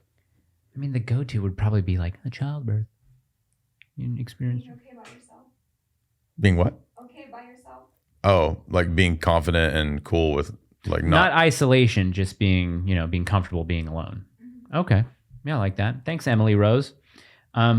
This is from Niston. What sets apart Orthodoxy from other groups within Christianity for you? What's I guess the biggest thing that sets that apart? Well, I think it's true. So if, for me, that's like what really settles the issues at the end of the day. It can't be, well, this religion makes me feel good, or that one's pretty pictures, or right. I mean, it has to be, in my view, what's true. I think it's the one that's the authentic presentation of Christianity. I mean, if I wasn't Orthodox, I wouldn't be Christian. There's no other Christianity that to me makes any sense. I don't know what I would be, but I wouldn't be a Christian. Well, that's the thing with me. Is it a legitimate thing for me to sort of question which one do I feel more comfortable in, or which one is the one? I've sat and reflected for a while now, and just have tried to, have an answer come to me, and I guess I'm still waiting, if that's the right word to use. I guess I'm still waiting. I mean, it took me a long time. Like when I first encountered Orthodoxy from 2007, 8, like I didn't come into the church till 10 years later. So really? It took me 10 years. Yeah. Have you ever heard of the YouTuber Destiny? Yeah. He was on the show a couple of weeks ago, and he was like, yeah, you shouldn't window shop for these types of things. You should really take Y'all had Destiny on? Oh, yeah, for our 50th episode. Wow. Gina was away. She said, go do it. No, she wasn't away. She was watching the baby that night. She couldn't get away from that. But yeah, he was our 50th episode. A lot of people were disappointed because Destiny's on the left, and the lefty was like, "You got a lefty on for the 50th? Not the real 50th. We'll wait." So Jay Dyer might be the real 50th episode. So that people had tried for a long time to set up a debate with Destiny, but I think what he agreed to with me was it had to be politics. And I don't really. Yeah, you couldn't do a religious debate with him at all. It's just not something that. It's not really. I believe he did grow up Catholic, though. I think we talked about that for a little bit, and we had a really interesting talk. And I brought him on because I didn't want to debate him because he's an autist debater. He's one of these guys that. Not only can he rely on evidence, statistics, data, but he can also debate from a what do they call it? He called it you're either an autist or you're a narrative debater, where you have a narrative and you kind of stick to that and you can't kind of sort of steer away from that narrative. So he says Andrew Tate's a very narrative debater when he talks about it, because he's not relying on data when he says things like, "Well, I would never allow women to drive my car," or whatever. So yeah, it didn't bring him on to debate. That would have gone bad, but we had an interesting talk. Right. Yeah. All right. So we're gonna go to YouTube now because there are a lot of questions on YouTube. Not a lot, not too many. So the names on here, I don't even know if I should say them, but I will acknowledge you. Okay, this is Squidward Tennis Balls. He says, because I said Jay Dyer is going to be on the show, and he says yes. I'm definitely taking that serious. We should. This is a long question. I am a Christian, so this isn't an attack or anything. Can you ask Jay, philosophically, since logic is the authoritative source by which we judge arguments, coherency, models, etc., then wouldn't that make logic as the highest authoritative source by which we would judge God? So, in other words, if the system of Christianity was found to be metaphysically illogical or fallacious, I'm not saying it is, just trying to wrap my head around it, then doesn't that conclude that logic is the highest authority in our worldview instead of God himself in judging matters? It's a great question, but in philosophy, we would say that's a category error. So the fact that you're using something in a process of doing analysis doesn't necessarily mean that it's the standalone ultimate arbiter, or that it has some sort of supra transcendent power over God or the system itself. It's a functionality within the worldview or within the system, but that doesn't mean that it's greater than the system or the creator or origin of the system. So for us, logic is a created thing. It's a created reality that God put in place for the created order. It's not, it's one divine ray or reflection of God. It's not the totality of the expression of God himself. So just like love doesn't totally exhaust God, justice doesn't totally exhaust God. Those are single rays of the divine power, you could say, or the divine nature that we can distinguish, but they don't exhaust him. So likewise, logic is a function of the created order. It's something that tells us about the divine mind and how it orders and structures reality, but it doesn't exhaust or define him. So that would be a category error to think that because I'm using something within my worldview or within the system, that it therefore has primacy or a higher ontological status than the system or the paradigm would dictate. Okay. You hear that, Squidward? He also follows up. Also, can you ask Jay what is the difference between a fallacy of the appeal to authority and the true idea that every worldview will eventually appear to a non-empirically verifiable authority to justify its claims? In other words, Squidward likes "in other words." Just instead of what you said, just use the "in other words" part. In other words, how can we reconcile between atheists saying God's commandments are simply an appeal to authority fallacy? Right. So the point here is to, again, make a distinction between normal day-to-day types of arguments and discussions and fundamental determiners of a paradigm. So those are called meta-level questions. Meta-level questions are ultimately always going to come back around to being self-referential. So for example, if I were to say, explain words to me, but don't assume words, you can't do it, right? I mean, you're always going to be utilizing words to explain words.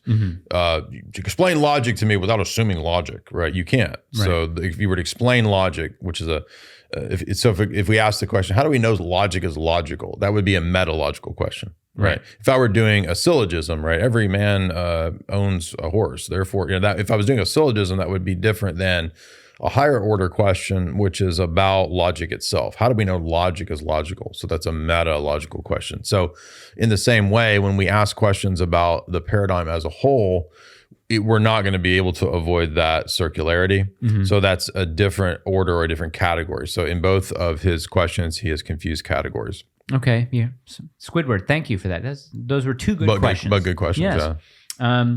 Jason English here. He has, I guess, I should add. I'm seeking to understand true faith. Been in Baptist church since I was born. Thanks for this opportunity to ask Jay Dyer a question. Baptists, interesting. What's the deal? What's the deal with Baptists? That's not good. Jerry. What's the deal? Well, the Baptists. What are Baptists? They're just. I mean, obviously, are they kind of unique to really kind of focusing on John the Baptist?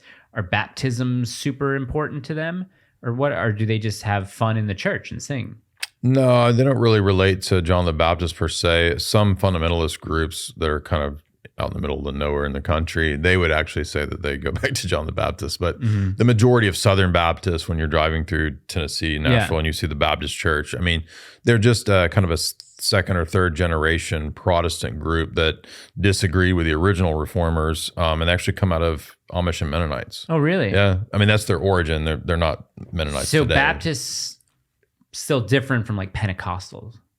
Right. So that form of Protestantism actually comes out of other, Baptists and people like that. So the charismatics come about 100 years ago through these different revivalist meetings where they tried to really hype up emotions. Yes. Did you see the new Elvis movie? I did. I enjoyed it. Not terribly a big fan of Elvis. I bet you can do a good impression of it. Oh, really? Okay. Yeah. Chicken tenders. Yeah. Chicken breast. I thought Austin Butler did a really good job. Yeah. And I think he's second to maybe Jamie Foxx's Ray Charles as far as an embodiment of a real musical figure in history. You say that again. Now, we watched another Elvis TV thing where Kurt Russell actually does an awesome Elvis. Really? Yeah. It's a TV movie of Elvis. Okay. Different, not better, but different maybe? Kind of on a different level? It's different. Okay. Yeah. Oh, interesting. Yeah. I met Austin Butler 2 years ago. He came into the shop that I was working in, and he was getting a suit done, and we were closing up. He was the only one in there. He came in with a buddy of his. And I said, hey, man, I watched Once Upon a Time. My wife and I loved it. She's a big Manson head, and you played a really cool Tex.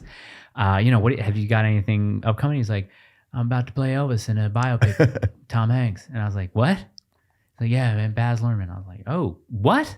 Yeah. Baz Luhrmann? Okay, that's interesting. Moulin Rouge, right? Right. And I thought, this isn't disparaging. I always thought Baz Luhrmann was gay. I think a lot of people assume he probably was gay. Is that a terribly wrong assumption? I don't think so. I mean, are there gay people in Hollywood, or there might be a couple? I don't know, but yeah, I thought the movie was really cool. It was pretty good. The reason why I bring up Elvis is because it seemed like he grew up in this sort of charismatic revivalist, maybe Baptist or Pentecostal. Exactly. Pentecostal, yeah. I was talking to a friend of mine who says, yeah, I'm not a big fan of people who steal music. And I said, well, everybody did it back then. The Beatles, early Beatles would attribute a lot of, their influences and a lot of their early hits to like Little Richard and Chuck Berry and stuff like that. But, Elvis, very friendly with B.B. King and, what was it, Lady Rosetta Thorpe? Like they knew and were friends with them. Did he take their songs? Yeah. Who didn't? Yeah, I don't really have any moral qualms with... I think everybody sang everybody's songs. Do you know, I've tried to Google this while we were watching, because we watched it at home. We didn't go to a theater. So Colonel Tom Parker, Tom Hanks plays him. Do you know what language that guy spoke? When we were watching it at Dutch. home. Yeah, okay. When we were watching it at home, it was like speaks in Scissoram or Scissoram. Yeah. I was like, I didn't want to pause it, but I was like, what is that? It's like a form of like Circus Dutch or something like that. Yeah, Circus Dutch. Yeah, exactly. Yeah, well, I thought it was Carney. Yeah, it might as well be a mix of all those. Yeah. So Jamie did a whole bunch of research on Elvis after we watched that, and she got super deep into it. We did a whole podcast on the life of Elvis, which I didn't know that he was all into this esoteric stuff, which kind of surprised me. Yeah. Oh, okay. He was super into that. Wait, like stoic or esoteric? No, esoteric, like literal. Like he got really new agey towards the end. Really? Yeah. Okay. He was all into Madame Blavatsky and all her crazy stuff, and we did a 2-hour podcast on life of Elvis. She went super deep into the whole Elvis stuff. How long did that take? A couple weeks. Really? Okay. Yeah, she read like a whole stack of Elvis. Did you guys see it in the theater? Mm-hmm. Oh, nice. Yeah, we want to go to a theater again. We want to see Top Gun in the theater. It's probably still in the theater. Yeah, probably. Yeah, they're not taking it out. But yeah, go see Elvis. I liked it. I thought it was a fun ride. I'd like to know Jay's thoughts. This is from AJ. I'd like to know. Oh wait, I think Jason English had an actual question. He says, "Make sure to tell him I'm a slow boy." Oh, here we go. In his opinion, and someone actually is answered for you maybe, but in his opinion, will God consider all Protestants be damned to hell? I'm a Protestant and a big J fan, and I'm exploring Orthodox Church because I'm feeling very at odds with how my Baptist church seems to put war and politics on a pedestal. Thank you. Yeah, I mean, I don't think we typically make determinations about individuals, but we speak about groups in general, and we say that, we know where the Orthodox Church is. If God has means by which he unites people to the Orthodox Church before they die, like the thief on the cross, that's up to God. God can certainly do that. But from our human vantage point, we just have the duty to tell people to be Orthodox. That's our view. The thief on the cross goes back to that lady's earlier question about someone accepting Christ in their last moments. Right. Why can the thief be accepted by Christ? Well, I think the idea is the experience was different. Yeah, well, that, and I mean, the presumption is that he was genuine in his repentance. Right, exactly. Right? That's key. Have you seen any of that series, The Chosen? I have not. I've heard a lot of people talk about it. I think it's a Mormon-made Jesus story. Whoa, it's Mormon? I think. I'm not positive. Okay, because a lot of people have asked me, have you seen The Chosen? It's really good. That's what I've heard. Which would lead me to think that it's maybe not Mormon. I don't know. Because anytime we talk about Mormonism, they say, don't pull the wool out of your eyes when speaking to any Mormon. They're not genuine Christians. I say, well, they're really nice. They say they are, and that's part of the appeal. Because they think I have the type of personality that I think I can get sucked into a cult pretty easily. I think all you have to do is be nice to me. That's really it. But you seem like a pretty critically minded thinker. Like, you don't seem like a person who would. Well, this is the problem. This is the problem into why I haven't fully embraced either my former Catholicism or the new Orthodoxy, is just because I my willingness to give up reason is sort of come in the way of that. Yeah. I don't know. Yeah, I mean, you seem like a guy who thinks things out, not a person who would but I try to fall for something. It's tough. Not too long ago, a guy came in and with a big group of people. He was visiting a shop. I used to work at a cool Ralph Lauren store, like a off-brand kind of thing. But he came in for some sort of convention. I was like, "Oh, what are you doing?" He's like, "Well, we talk about technology in charity or something like that." I said, "Oh, is it a Christian charity?" He said, "Oh yeah." And when he said, "Oh yeah," it was like 40 minutes later, and I realized we had been talking about, Jesus Christ. And I just felt like very, very happy and talking to the guy. He's smiling. He's like, "You should come and see this thing." And I'm like, "Yeah, maybe I should. I don't know. I can get sucked in pretty easy. Just, say that there's free food and I'm there for the most part." I would have been a branch Davidian. I think I would have been a branch Davidian. Did you see Dave Koresh music? Like, my buddy was sharing that this week, his rock band, and like he was covering Cry Little Sister from Lost Boys. Oh, really? Yeah. Dave Koresh? Yeah, because he was in a band. Yeah. You should try and find some t-shirts. Yeah. Maybe do a t-shirt, David Koresh. Dude, the ATF, man. Like, how can you be proud about burning up women and children, like standing on the, like, you've seen pictures of that, like the ATF agents standing on the ashes of the fucking ATF. That was one of the first conspiracy documentaries I watched, was Alex's documentary on that, like back in 2003. Yeah. I remember. I saw Alex's War. I got invited to a screening of that. Cool. Very interesting. Yeah. Have you seen it? Not yet. Okay. We were invited and we were on our way. We didn't make it. So. Wait, to the one in Franklin. Nashville? Yeah. Did you know Courtney? I went to that one. I don't know that person, but I went to one. Okay. Yeah. It was in Franklin. It was right over here. I'd like to know, this is from AJ. I'd like to know Jay's thoughts on Resistance to Evil by Force by Ivan Alexandrovich Ilyin. Yeah. Ilyin. Yeah, my buddy Mark Hackard, he's a Russia analyst, translates a lot of Ilyin's stuff. Mm-hmm. So I have a copy of it. I think it's good. Those are his thoughts. He thinks it's good, right? That's good enough. I think it's on my recommended reading list. I think AJ is probably happy with that. Russian directors, Tarkovsky. Mm-hmm. I've heard that there's a lot of religious undertones in his films. There is a lot of Orthodox religious undertones. Right, and we're gonna do an interview series with his son. Oh, really? Yeah. So my priest is really good buddies with Andre the Jr. Did you see The Revenant? You talking about Leo The movie, Bear movie? Yeah. Yes, I've seen that. There is a great video on Vimeo. It might be on YouTube too. I'll send you the link to it. But it is shots from The Revenant compared to shots from a bunch of different Tarkovsky movies. Interesting. And they're like similar. So there was some influence there. Yeah. Wow. Who did The Revenant? Was it Inarritu? That sounds right. Yeah.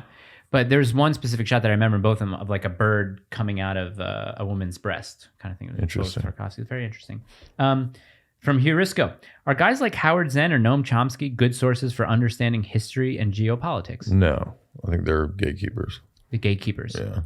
There's a movie called Captain Fantastic, I think, with Viggo Mortensen, who has a very good understanding of classical Spanish literature. But he plays a father who kind of lives off the grid with a bunch of his kids. And instead of celebrating Christmas, they celebrate Noam Chomsky's birthday. So I was watching that going. That's a committed leftist right there. Well, that was the whole plot. He was like this kind of leftist and leaving the kids off the grid, but also kind of like a, anti-establishment, anti-government, where you're like, okay, we're shaking hands there. But then the Noam Chomsky thing and... Yeah, it's you can question to the point of like, okay, the oil companies are greedy, but then don't question 9/11 beyond the official story. So it's always this sort of like gatekeeping thing. I think... But I think Chomsky, I'm sorry to interrupt, but like William F. Buckley is the right-wing gatekeeper version of Chomsky, the left-wing gatekeeper. And they actually used to do shows. Can you do a Chomsky? No. I could do a William F. Buckley, but I have to like lean back all the way in the... Tell me, who do we talk to? Woody Allen. I can't do William F. Buckley. It's the weirdest. I can do a Woody Allen. William F. Buckley is weird, East Coast, New England. Seaboard elite with that fake voice. From like the 50s, and usually, kind of... Trying to sound British. Right. Like, was that like a Audrey Hepburn kind of... I can't do it. But yeah, try to sound British. It's a big one. We tried to watch a series, about Paul Newman that Ethan Hawke did. I don't know if you heard about this. I didn't. Paul Newman, Gore Vidal, best friends, best buddies. Didn't know that. What was the book that Gore Vidal wrote that William F. Buckley made fun of him? Why don't you go tell the author of My Breckenridge to, I could do the good sock you in the goddamn face. Why is his coherency theory of knowledge/truth the correct presumption to take in epistemology? From Heurisco again, I don't know what the hell he's talking about. Yeah, but I mean, we never said that we have a coherence theory of truth, simpliciter. We have insights that we borrow from coherence theory, but I mean, I think that there are insights from, we learn things from empirical sense data. That doesn't make me an empiricist. Okay. We learn things from our ideas. That doesn't make me an idealist, right? Okay. So in the same way, implementing things about how at a paradigm level things operate more like coherence theory doesn't make me a coherence theorist, because again, systems are different from the arguments within the systems. I wonder if a lot of people are yelling at their screens right now like, Mike, push back.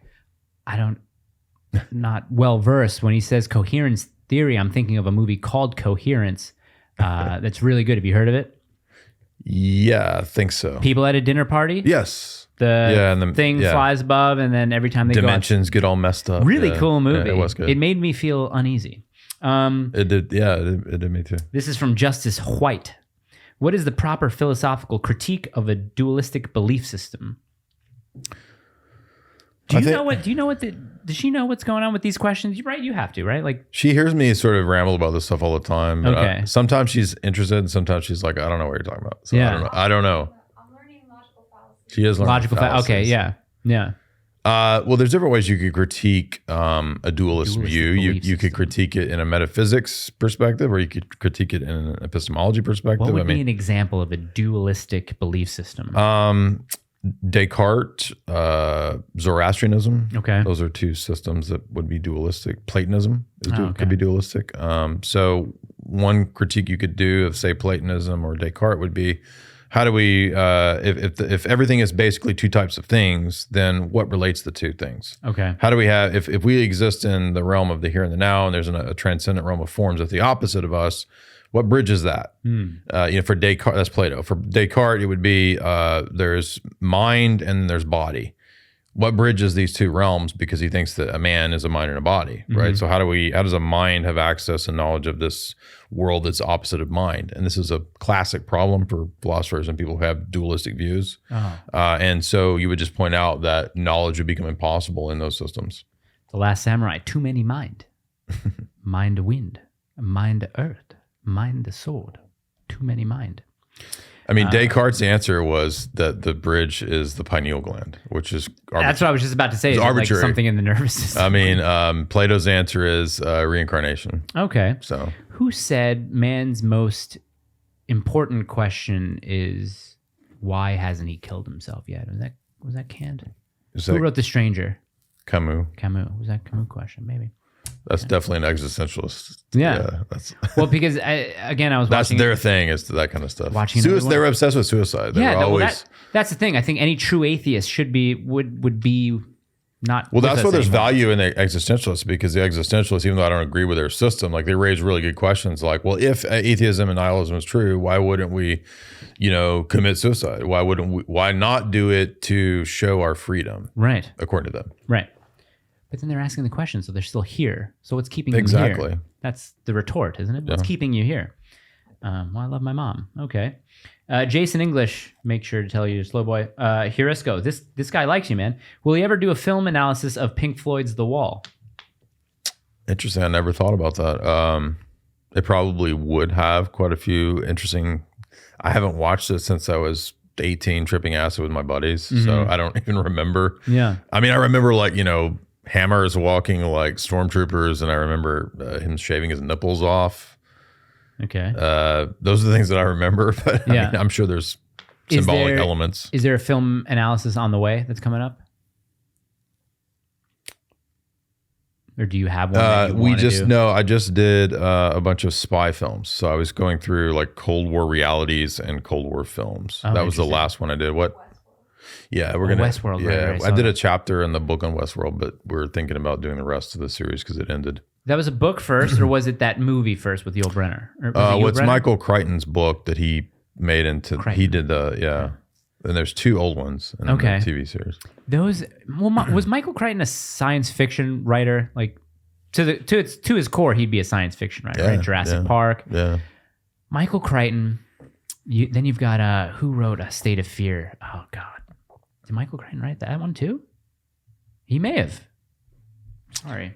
Is that like a State of Fear is a really great global warming alarmism book. It's fantastic. Oh, that's him. Yeah, he got flack for that. He did. Yeah, it's Michael Crichton. Yeah. The great thing about Michael Crichton is just the amount of detail he writes. Like he has post appendices in his books and stuff like that. And these are fiction books. He actually comes close to a lot of the stuff that I talk about in a lot of ways. Oh, really? He gets into a lot of conspiracy stuff. And some people question whether he died, Have you read State of Fear? No, but I didn't. Read it. You have to read I didn't know that it was a global warming critique until recently. It's fantastic. It's fantastic. I think he wrote it in maybe like 2006 or 2007. It was published in one of those years, so it's kind of like before its time as far as the alarmism aspect of it. Right. The protagonist is a really, really great guy. But I have it. I need to read that. Yeah, definitely read it. How are you guys doing on time? Are you guys doing okay? Is there a time that you guys have to be out of here? How long have we been here? Short 2 hours, maybe.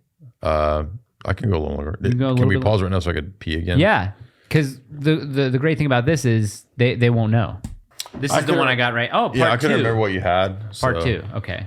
Well, this one Gina had lent to me, so Gina can get that one back, and then we'll do that one. And this is your new book. Yeah, that's just the 15 philosophy essays. You do Johnny Carson. So tell me about your new book, Meta Narratives, essays on philosophy. And there's also this red one, which is all the 600-page one.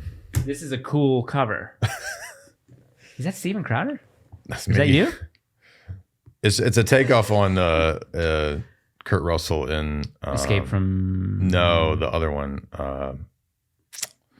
Big Trouble in Little China. Oh, okay. Like right. Big Trouble. Yeah. Okay. And I didn't make. So somebody else did this. Oh, really? And was selling the book without my permission. That book? Yeah. So I just started selling it. So. Okay. So you didn't really, hey man, I'm going to sue you. You were like, hey, maybe I'll sell it. Well, I tried to get it taken down, and then it just went back up. Okay. So I was like, what's the point? Pull the mic close to you. Here we go. How was your pee? It was clear, slightly strong. yellow. It was a thoroughbred style. Oh, good. Okay, so Zacharias Nelson. He's got pick any one of these questions if you decide to nab one for me. I might go all of them. Who knows here? How would you reconcile Bigfoot as a Christian if he's proven to be a real animal? I would give up on Christianity. It would disprove it because it would mean Darwinism is true, right? Right. Yeah. Okay. I mean, Darwinism is true. Basically, Bigfoot has to be like. Another good question is Goofy more of a dog or a man? That's my dad would always ask me that Jimmy question. hates Goofy. Did you ever listen to Bob Grant? No. You remember Bob Grant? No, Bob Grant was he was a conservative radio talk show host. Sounds like a preacher. Yeah, kind of. Okay. Well, that's Amy Grant. Oh. Yeah, but no, Bob Grant was a conservative talk show host. He was usually on before Rush, and I would listen to him with my dad in the car. And Bob Grant would get very short-tempered with a lot of people. They'd be like, well, listen, Bob, I don't know. And he would go, get off my phone, and hang off on him. Okay. And then my dad's friend, Bernie, would call Bob Grant and always ask him questions like, is Goofy, what do you think he is? Is he more man or dog or something? And he'd go, oh, it's this lunatic again. Okay, here we go. Number 2, where is good historic information on Orthodox Christianity's validity as the original Church of Christ? Seems like a lot. Hundreds of videos that we did. Yeah. Ubi Petrus has some good stuff. Okay. His channel's good. Okay. Number 3, what are the biggest issues of Orthodox Christianity's claim to being the most authentic church? Because we all know that the history has been muddied even back to the 1st century. So, I mean, we have access to historical writers, church fathers in every one of those centuries. So we don't have to wonder if the history has been muddied because we can actually go read the people in all those eras. Right. So, Go look it up. How plausible do you think it is for a North American primate to have eluded Western consensus on American fauna almanacs despite centuries of American Indian stories of Sasquatch being an animal like bears and wolves and not spiritual deities like thunderbirds or gods? When I heard American primate, I was thinking of like an Orthodox primate. So the whole line of that was like an Orthodox primate defied the fauna. I think this guy has a Bigfoot thing. Again, yeah. Well, someone replied to him, if you also haven't listened to the audio recording these guys took in a mountain somewhere, I forgot the name of it, but they're talking about like Bigfoot sounds now? The Sierra sounds of Sierra Nevada. Yeah, there are lots of crazy stuff like all throughout the U.S. Yeah, that's pretty cool stuff. I've stopped looking at the YouTube comments over the past couple of weeks. So now it's all Bigfoot cryptid stuff. Is veganism a cult or a religion? Both. Okay, there we go. My wife is no longer a vegan. Really? After 10 years. What changed her? Maybe it was a little big of her egging teeth became powder. No, yeah, well, it's part of that. I think this is one of those areas where she's watching and just waiting for me. Say the wrong thing. Say the thing that I didn't say. And no, I think it was just general feeling, especially after she had our first daughter, our only daughter, really. But I think the way that her body was reacting to it, she just wasn't feeling good, and I think she wanted to get better sources of protein. Good, yeah. I hope that's right, babe. Sway into the rain. If faith without works is dead, what exactly is considered a work in the Orthodox Church? Thanks. Is that miracles or well, anything that would be in line with the 10 Commandments is a good work. So, I mean, Jesus says even faith is a work. So I'm not sure what that question means. You can get some resources. They have like the 7 works of the church: hospitality, visiting the sick, prayer. 7 works of the church. Yeah. Maybe that's what they mean. Maybe. I don't know if it's like in any sense what's a work. I don't know. Okay. Patrick M says, can't dress like that and not have a deagle. I don't know what that is. I don't know what a deagle is either. Is it like a... It sounds like some kind of deagle? Like a weird Aston Martin, like a weird obscure European car. Yeah. They have a deagle. I don't know what a deagle is. Those were the questions on YouTube. Okay. I mean, hey, what a fun time. I still like talking. I kind of want to keep on talking to you. I don't know what I'm going to talk to you about, but I mean, what is there anything on your mind? See, I wish I was a little bit more studied. That way we can talk. That's okay. What happened with the panel? Did nobody want to come do it? So no. We have people that want to do it. I think we would get Dr. Michael Easley for the Protestant side, who's been on our show. We'd have you, Orthodoxy, and then someone who is familiar with Church Militant, I think, or is friends with Church Militant, would do the Catholic side. Okay. And I asked my friend Kai, I said, hey, do you want to represent the Mormon side? And then people were like, no Mormons. I said, okay. I said, geez. they're not real. Okay, I get it. I get that. So we want to do it. I think what we want to do first, as far as like a live show, we want to do probably our 100th episode live. I think that's what we want to do first. And then maybe I think the panel idea would be good. Okay.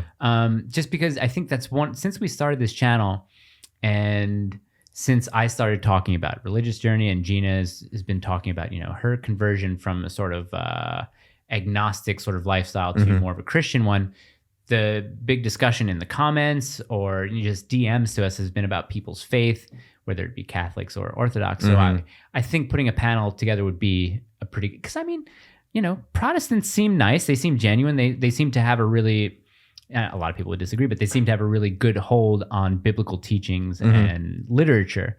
Now, a lot of Catholics obviously would disagree with that because I mean they see the Bible in different ways. But I think a panel could be cool. Yeah. But in a way, structured in a way where it's not a debate, like you said, where it's more just like a discussion. So right. I don't know who would be the right person to sort of moderate that panel, because I don't even think it could be me. I'd be in the audience of my own panel. Yeah. What do you think?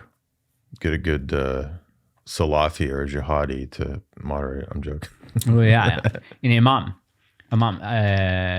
Get the grand imam.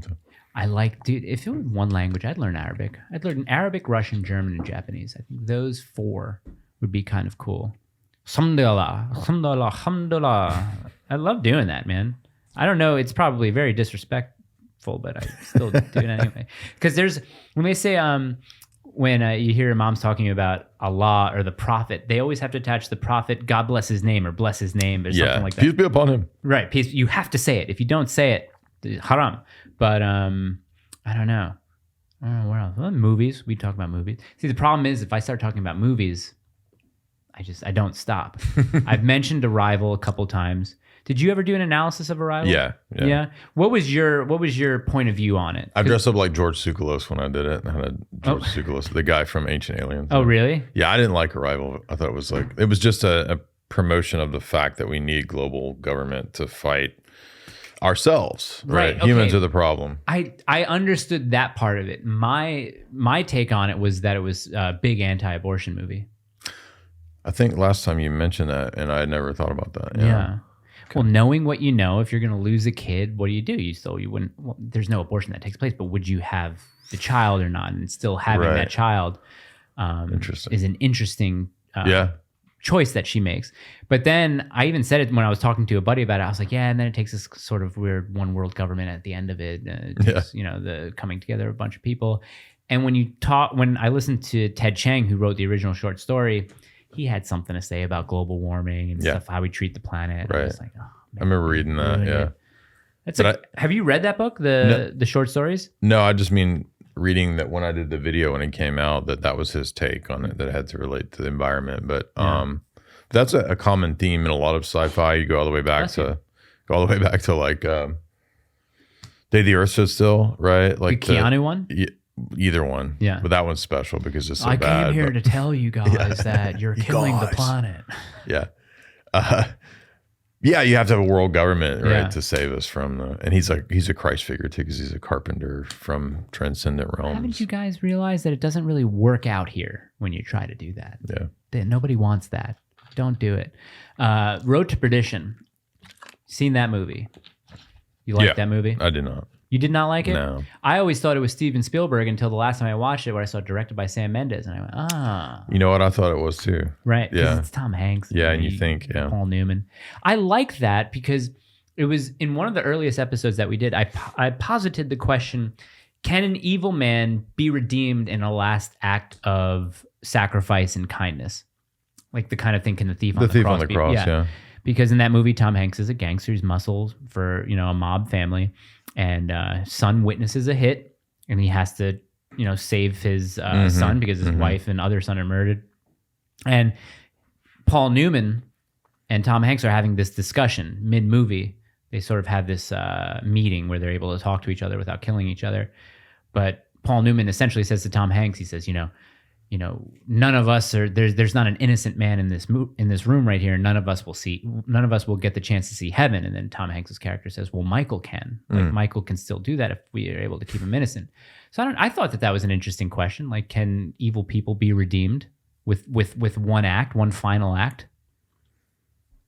What do you think about that? Yeah, but it's not so much just the good act. It's like, is it directed in the right way? In other words, the thief on the cross he's confessing his belief in the deity of Christ. Right. So for us as Orthodox, just being good isn't really what it is. It's like, are you being good with that directed to Christ? Right. Not directed to Christ. It was really directed but in their own self preservation. Yeah, I mean, in the sense you could say, well, it's just symbolic in the film of like, good actions. So right. I mean, in the film, he could be redeemed. Yeah, so he in the story sense. Passion of the Christ, Part 2. They're making that, right? I think they are. I think I've read that. Yeah, would that just have to do with the resurrection, right? That's what I've heard. Yeah. Yeah. I mean, I'm not a huge. I mean, I think the first not a one, fan of the resurrection. I don't believe in the resurrection. No, the movie The Passion is a little too. I liked it when it came out, but yeah, it's too Roman Catholic. Too Roman Catholic. What sort of Catholic is Mel Gibson again? He's a Sedevacantist. Yeah, tried Catholic. Yeah. Oh boy, cool. I mean, for him, I don't know. Yeah. A lot of people have problems with the resurrection. A lot of non-Christians. How can you believe in that? Well, a lot of people saw it happen. A lot of people witnessed it. People think that these guys were just writing things just to write them. Like they don't realize that there are 500 people who saw Christ, died, and then they saw him walking around. Yeah, a couple days later. That's true. And I think one priest was talking about this. They said, "Listen, if you've been telling a lie for the past 3 years, I put a gun to your head and I said, tell me the truth, tell me the absolute truth. And that person continues to say what you think is that lie, probably weren't lying, right? Like that's the whole thing. A lot of these apostles were executed because of, them spreading the gospel and saying that they saw a risen Christ, right? Like they didn't change their story. None of them changed their stories, right? I think those are interesting things to think about, and they might point to Christianity, but I don't think they're very good proofs because there's a lot of evidence, not necessarily correct. proofs. There are evidences within the paradigm that suggest that. That's true. Yeah, I can't prove to the viewers or to you that I'm really sitting here and talking to you. I can't prove that because I think what is the idea of proof? It's the idea of repeatability. Right? Maybe in a scientific sense. In a scientific sense. Well, what's the other sense of proof? Philosophical? Mm-hmm. Yeah, logical proofs, yeah. Yeah. Mathematical proofs. Well, mathematics, yeah, I guess. Okay. That's different, though. I mean, I don't even know if I'm really talking to you or not. I can't prove it. I mean, I think in terms of philosophy, we are very interested in that because we do want to present, from my perspective, we want to present proofs for God's existence. Mm-hmm. I do think there's proofs for God's existence, not just evidence, but proof. Oh, really? What would be one of your proofs? Like if I'm the atheist on the street talking to you? I would use the transcendental argument that without the existence of God, you couldn't have knowledge at all. So God has to be a precondition for the possibility of knowledge. You go kind of like, would you go about it like as the designer kind of point of view, like the intelligent designer? No, actually, the transcendental argument is distinct from all of those classical style arguments. Okay, it's a unique logical argument. Oh, so okay. Transcendental. When you say transcendental, I just think of David Thoreau, Lynch, right? Thoreau, or like transcendental meditation. Oh no. Yeah, Russell Brand and all those guys. Russell Brand. I would like to do Russell Brand. He's just Cockney. I don't know. Can't do that. Your tone of voice is really specific to like a set group of people. Like you couldn't do Russell Brand because he's very high, isn't he? It's hard to do high ones. Yeah. Right. Yeah. Who else? I don't want you to go, Jay, but Well, I think we are going to have to go pretty soon. We got to get her back. Okay, you got to get back. Okay, guys, listen. Jay Dyer will be the most requested guest after his second appearance to be requested onto the show. Thank you very much, Jay. Thank you for coming out. We really appreciate it. We really promote infighting in the comments between the Catholics and the Orthodox. So please be kind to each other. Remember that. And Jay, just tell everybody where they can get all this stuff, where they can, your YouTube channel, all that kind of stuff. Yeah, just go to my website if you're looking for my archives of lectures and talks. There's also a shop there. You get signed copies of all the books. The new book is Meta Narratives, which is just philosophy essays. And then there's the big fat red book, which is the Accident book, which is all of the theology papers and essays from the last 10 years. So there's about 700 pages of that. So all signed copies at the website. All the 4th hours of Alex Jones you can find over at bound.video. Do it in Alex Jones. Folks, everything is over at band.video. Unbelievable. Everything is over there for that. Just type in my name and it'll come up. September 3rd? September 3rd, we'll be live in Orlando. Me, Jamie, my priest, Father Vladimir, who is a Renaissance scholar. So he'll be lecturing on symbolism and Renaissance art. And yeah, so come to that. Tickets at Eventbrite, at all my social medias and so forth. It'll all be down here. Thank you. It'll all be down here in the description. Thank you guys. Thanks, Jay. Thanks for coming. Absolutely. Thank you so much. Awesome. Bye. See you guys.